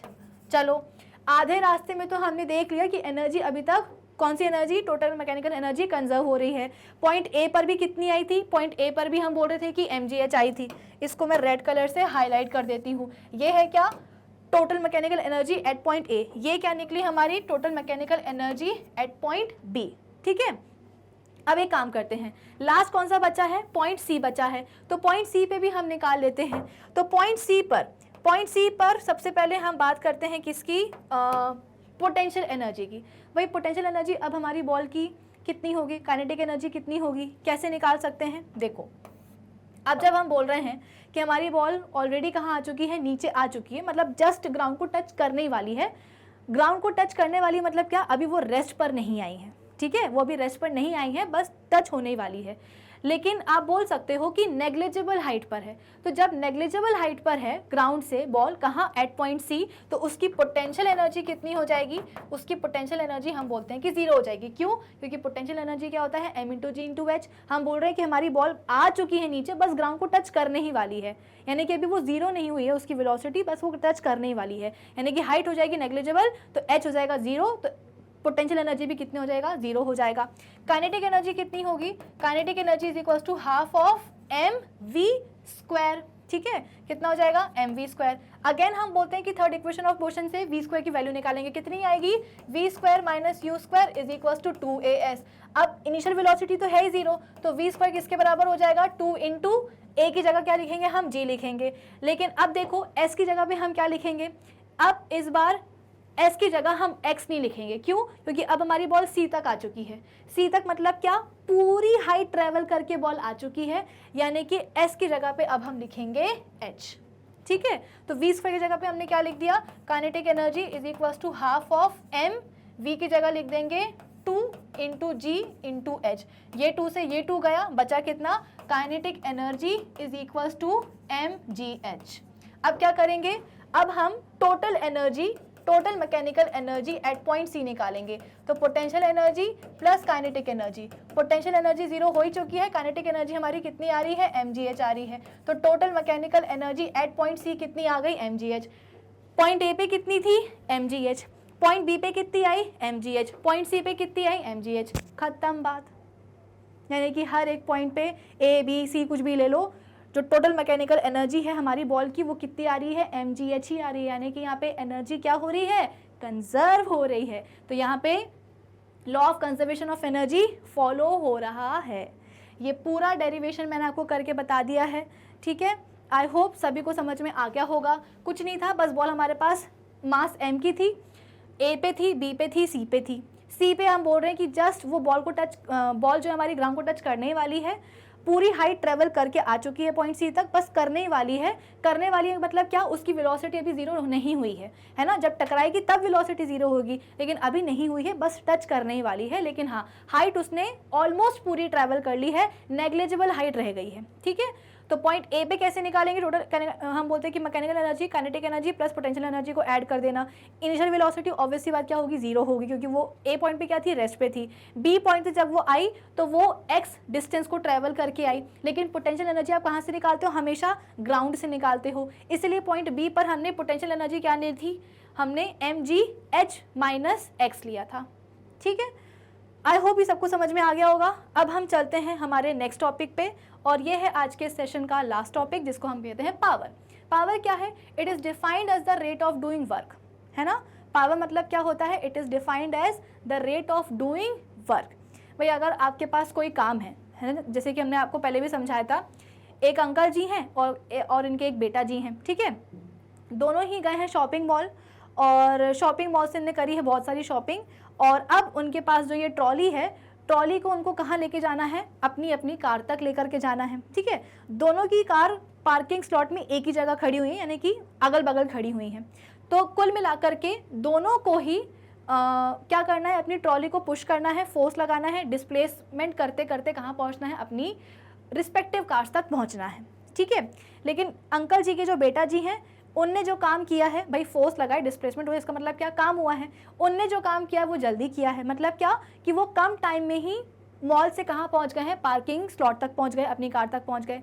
लेकिन उनके जो अंकल जी थे, अंकल जी को थोड़ा सा ज़्यादा टाइम लग गया, है ना। काम तो उनने भी किया, ऐसा नहीं कि वो कार तक पहुँचे नहीं, वो भी पहुँचे, लेकिन उनने अपना जो टाइम है ना वो थोड़ा सा ज़्यादा लिया। तो जब आप बोल सकते हो कि काम को करने में टाइम क्या लगे, ज़्यादा लगे, इसका मतलब पावर कम है। अगर काम को करने में टाइम क्या लगे, कम लगे, इसका मतलब क्या है कि पावर ज़्यादा है। तो आप बोल सकते हो कि बेटा जी में पावर कैसी है, ज़्यादा है। क्यों? क्योंकि काम तो उन्होंने किया लेकिन कम टाइम में किया। अंकल जी में पावर कम है। क्यों कम है? क्योंकि काम तो उन्होंने भी किया लेकिन टाइम ज़्यादा ले लिया। तो पावर क्या होता है? It is defined as the rate of doing work. ठीक है, मैंने आपको बताया है कि किसी भी क्वांटिटी का जब आपको रेट निकालना हो तो उस क्वांटिटी के नीचे आप क्या लिख दो, टाइम कर दो, तो वो उसका रेट बन जाता है। ठीक है, फिर इसके बाद में ये सब वही बातें हैं। भाई वर्क डन का फॉर्मूला हमको पता है। पावर क्या होता है, देखो इधर पे, पावर इज इक्वल टू कितना हो गया, वर्क डन अपॉन टाइम हो गया, है ना। और अभी अभी हम प्रूव करके आ रहे हैं कि वर्क डन किसके बराबर होता है, एनर्जी अपॉन टाइम के बराबर होता है।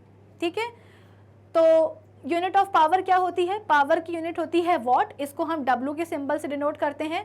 सवाल आता है कि 1 वॉट पावर क्या होती है।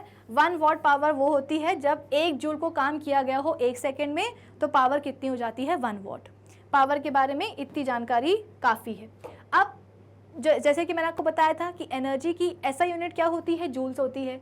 लेकिन अगर जैसे कि मैं आपको बताऊं कि हमारे पास एक फ़ैन है और उसकी पावर कितनी है, पावर है उसकी 60 वॉट। 60 वॉट का मतलब क्या है कि हमारा जो फ़ैन है ना वो हर सेकेंड 60 जूल्स एनर्जी कंज्यूम करता है। ठीक है, हमारा जो फ़ैन है वो हर सेकेंड में 60 जूल्स एनर्जी खर्च करता है। अब आप खुद ही सोचो किसके घर का फ़ैन एक ही सेकेंड के लिए चलता है? फ़ैन तो चलते ही रहते हैं, चलते ही रहते हैं, 1 मिनट, 10 मिनट, 1 घंटा, है ना, एक पूरा दिन। तो आप खुद ही सोचो अगर आपका फ़ैन 1 सेकेंड में 60 जूल्स एनर्जी खर्च कर रहा है तो 1 मिनट में कितनी करेगा, 1 घंटे में कितनी करेगा, एक पूरे दिन में कितनी कवर करेगा, है ना। अब ये तो बात हुई किसकी, सिर्फ और सिर्फ एक सिंपल फ़ैन की। हमारे घर में तो इतने तमाम तरीके के इलेक्ट्रॉनिक डिवाइसेस होते हैं, फैंस हैं, ट्यूबलाइट्स हैं, कूलर है, एसी है ना, वॉशिंग मशीन है, यानी कितना कुछ होता है, सभी अपने अपने पावर के होते हैं। तो आप खुद ही सोचो मंथली बेसिस पे जो हमारे पास इलेक्ट्रिसिटी बिल आता है वो बिल हमें क्या बताता है कि आपने जितने भी आपके घर में इलेक्ट्रॉनिक डिवाइसेस हैं उन सभी डिवाइसेस ने उस एक महीने में कितनी एनर्जी एक साथ कंज्यूम करी है। ठीक है, अब अगर उस एनर्जी को वो जूल्स के टर्म्स में देने लगे फिर तो आप सोच सकते हो कि वो जो नंबर है वो टोल फ्री नंबर को भी आगे बढ़ जाएगा, है ना। तो हमें क्या करना पड़ेगा, एनर्जी की कोई दूसरी यूनिट लानी पड़ेगी जिसके हेल्प से हम बड़ी बड़ी एनर्जी कंजम्पशन की जो वैल्यूज़ होती हैं उनको हम ईजी तरीके से डिनोट कर पाएँ। तो इसीलिए आती है एनर्जी कंजम्पशन की एक कमर्शियल यूनिट। एनर्जी की SI यूनिट होती है जूल्स और कमर्शियल यूनिट क्या होती है, किलोवाट आवर होती है। जैसे कि डिस्टेंस की एक यूनिट होती है मीटर और एक होती है किलोमीटर। तो मीटर और किलोमीटर में एक रिलेशन होता है ना कि 1 किलोमीटर कितना होता है, 1 किलोमीटर हम बोलते हैं कि 1000 मीटर के बराबर होता है। सिमिलरली एनर्जी की दोनों यूनिट है हमारे पास, SI यूनिट भी है और कमर्शियल यूनिट भी है। तो दोनों ही यूनिट्स के बीच में कोई ना कोई रिलेशन तो होना चाहिए। कितना रिलेशन होता है, देखो कैसे निकाल सकते हैं। अगर मैं बात करूं कमर्शियल यूनिट की तो एनर्जी की कमर्शियल यूनिट कितनी होती है, इतनी, यानी कि किलोवाट आवर। अब मुझे पता करना है कि किलोवाट आवर और जूल्स के बीच में क्या रिलेशन है। तो 1 किलोवाट आवर का मतलब क्या है, किलो को मैं क्या लिख सकती हूँ, किलो को मैं लिख सकती हूँ 1000। तो ये कितना हो जाएगा, 1000 वॉट आवर। ठीक है, आर को क्यों ना मैं सेकंड में कन्वर्ट कर दूं तो कितना हो जाएगा, भाई 1 मिनट में कितने सेकंड्स होते हैं, 60 सेकंड्स होते हैं।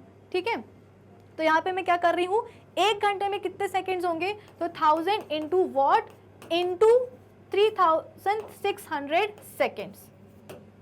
ठीक है, यहाँ पे मैंने क्या किया, 1000 इंटू वॉट इंटू घंटे को मैंने सेकंड्स में कन्वर्ट कर दिया, तो कितना हो जाएगा 3600 सेकेंड्स। अब एक काम करते हैं, वॉट मतलब क्या, वॉट मतलब पावर। पावर की हमने अभी अभी क्या देखी है, यूनिट क्या देखी हमने, जूल्स पर सेकेंड देखी है ना। तो यहाँ पे हम क्या करेंगे, 1000 इंटू वॉट की जगह लिख देंगे जूल्स पर second is equals to 3000, sorry is equals to नहीं है, यहाँ पे आएगा मल्टीप्लाइड बाय 3600 सेकेंड्स। तो ये वाला सेकेंड नीचे वाले सेकेंड से कट जाएगा, बचेगा क्या, बचेगा 3.6 इंटू 10⁻6 जूल। मतलब कि 1 किलोवाट आवर किसके बराबर होता है, 3.6 इंटू 10⁻6 जूल्स के बराबर होता है। और यही है क्या, एनर्जी की दोनों ही यूनिट्स के बीच का रिलेशन। ये हो गई कमर्शियल यूनिट और ये हो गई क्या, SI यूनिट जूल्स वाली। ठीक है, रिलेशन क्या होता है यहाँ पे लिखा होता है। ठीक है, चलो अब इसके ऊपर कर लेते हैं question. An athlete weighing 60 kg runs up a staircase having 10 steps each of 1 meter in 30 seconds. अच्छा, कैलकुलेट द पावर। पावर हमसे पूछी गई है, पावर क्या होता है भाई, वर्क डन अपॉन टाइम, है ना। तो टाइम तो हमको यहाँ पे गिवन है, कितना गिवन है, 30 सेकेंड्स है, लेकिन यहाँ पे हमको वर्क डन नहीं गिवन है। वर्क डन हम कैसे निकालेंगे भाई, जो एथलीट है वो क्या कर रहा है, सीढ़ी से मतलब सीढ़ियों से ऊपर चढ़ रहा है ना। तो वर्क डन किसके बराबर हो जाएगा, फोर्स इनटू डिस्प्लेसमेंट के। फोर्स डिस्प्लेसमेंट हो कैसा रहा है, डिस्प्लेसमेंट हम बोल रहे हैं कि ऊपर की तरफ हो रहा है। ठीक है, तो यहाँ पे कितना हो जाएगा, mgh हो जाएगा, है ना, क्योंकि डिस्प्लेसमेंट ऊपर हो रहा है। तो s की जगह पे हम क्या लिखेंगे, h लिखेंगे। और फोर्स कैसा होगा, ग्रेविटेशनल फोर्स के ऑपोजिट होगा। ग्रेविटेशनल फोर्स कितना होता है, mg, तो उसके अगेंस्ट जो हम वर्क कर रहे हैं वो कितना होगा, mg। तो मास कितना है एथलीट का, 60 है, और g कितना लेंगे हम, 9.8 लेंगे। और हाइट कितना है भाई, हर एक आप बोल सकते हो कितनी स्टेप्स वो ले रहा है, 10 स्टेप ले रहा है, तो हाइट कितनी हो जाएगी, 10 स्टेप के बराबर हो जाएगी। कर दो इसको मल्टीप्लाई, कितना आ जाएगा, 5880, तो वर्क डन कितना आ गया 5880, ये 0 से ये 0 गया, बचेगा कितना 196 वॉट। तो उस एथलीट की पावर कितनी है भाई 196 वॉट। बस पावर का आपको फॉर्मूला याद रखना है वॉट या वर्क डन अपॉन टाइम, ठीक है। चलो अब इसके बाद में नेक्स्ट क्वेश्चन क्या है, calculate the time taken by 60 watt bulb to consume 3000 joules of energy. पहले भी बताया मैंने आपको, अगर आपके पास एक बल्ब है जिसकी पावर कितनी है 60 वॉट, इसका मतलब क्या कि हर एक सेकेंड में वो कितनी एनर्जी कंज्यूम कर रहा है 60 जूल्स एनर्जी कंज्यूम कर रहा है। तो क्वेश्चन ये है कि कितने टाइम में वो 3000 जूल्स एनर्जी कंज्यूम कर लेगा। तो भाई एक सेकेंड में वो कंज्यूम कर रहा है 60 जूल्स, तो कितने सेकेंड्स में या कितने टाइम में वो कंज्यूम करेगा 3000। तो सिंपल है, यूनिटरी मेथड लगा दो, ठीक है। क्या हो जाएगा, तो 3000 divided by 60 is equals to x। तो ये 0 से ये 0 गया, 6 5 से कितना होता है 30, यानी कि 50 सेकेंड में जो बल्ब है 60 वॉट का जो बल्ब है वो 3000 जूल्स एनर्जी कंज्यूम कर लेगा। सिंपल यूनिटरी मेथड था और कुछ नहीं। चलो अब इसके बाद में नेक्स्ट क्वेश्चन क्या होगा, An electric kettle of 500 watt is used to heat water every day for 2 hours. Calculate the number of units of electrical energy consumed by it in 10 days. एक यूनिट का मतलब क्या होता है, एक यूनिट का मतलब होता है 1 किलोवाट आवर। तो यहाँ पे सवाल में हमसे पूछा गया है कि कितनी यूनिट उसने एनर्जी कंज्यूम करी है, यानी कि आपको एनर्जी कंजम्पशन बताना है किसमें, किलोवाट आवर में, ठीक है। तो बेसिकली यहाँ पे आप क्या कर सकते हो, पावर का फॉर्मूला क्या होता है, एनर्जी अपॉन टाइम, भाई वर्क डन अपॉन टाइम है ना, वर्क डन को पहले लिख सकते हो, एनर्जी लिख सकते हो। तो एनर्जी कितना हो जाएगा, एनर्जी हो जाएगा पावर इनटू टाइम। कितना था उसका पावर, 500 वॉट का था, ठीक है। कितने टाइम पीरियड चल रहा है, तो हर दिन 2 घंटे चल रहा है, और टोटल कितने दिन चल रहा है 10 दिन। तो 10 इंटू 2 कर देना, कितना आ जाएगा यहाँ पे 10,000 किलो वॉट आर आ जाएगा। यानी कि यहाँ पे आप क्या लिख सकते हो, सॉरी किलो नहीं आएगा, यहाँ पे सिर्फ वॉट आर आएगा, ठीक है। यहाँ पे कितना आ जाएगा, वॉट आर आएगा। तो 10,000 को आप क्या लिख सकते हो, 10 किलो वॉट आर लिख सकते हो, है ना। इस पूरे 1000 को जगह मैंने क्या लिख दिया है, किलो लिख दिया है बस। तो 10 किलो वॉट आर आ जाएगा। तो आपका जो इलेक्ट्रिक केटल है वो 10 दिन, अगर हर दिन 2 घंटे चल रहा है तो 10 दिन में वो कितने यूनिट एनर्जी की कंज्यूम करेगा, इतने की, क्योंकि एक यूनिट किसके बराबर होता है 1 किलोवाट आवर के बराबर। तो आपसे पूछा गया कि कितनी एनर्जी वो कंज्यूम करेगा, किसमें, किलोवाट आवर में। तो आपको बता देना है आंसर अपना किलोवाट आवर में, ठीक है। तो भाई आज के सेशन के लिए बस इतना ही, काफ़ी सारी चीज़ें हमने पढ़ ली है, पूरा का पूरा चैप्टर हमने एक साथ रिवाइज कर लिया है। वर्क हो गया, एनर्जी हो गया और पावर भी हो गया। तो इस सेशन के लिए बस इतना ही। अब हम बहुत ही जल्द एक सेशन रख लेंगे जहाँ पे हम एक नहीं कई सारे सेशंस हम रखेंगे, जहाँ पे हम अलग अलग चैप्टर्स के सिर्फ और सिर्फ न्यूमेरिकल्स के ऊपर बात करेंगे। तो अब हम मिलेंगे अपने नेक्स्ट सेशन में। तब तक आप क्या करेंगे, जितने भी अभी तक सेशंस आए हैं वन शॉट वाले, उन सभी को आप देख लेंगे ताकि कोई भी डाउट ना हो। डाउट हो तो लिख कर रखिएगा, जैसे ही हम सेशन ऑर्गेनाइज करेंगे डाउट सेशन वाला, वहाँ पे आप अपने डाउट पोस्ट कर दीजिएगा। तो अब हम मिलेंगे अपने नेक्स्ट सेशन में। So thank you for watching.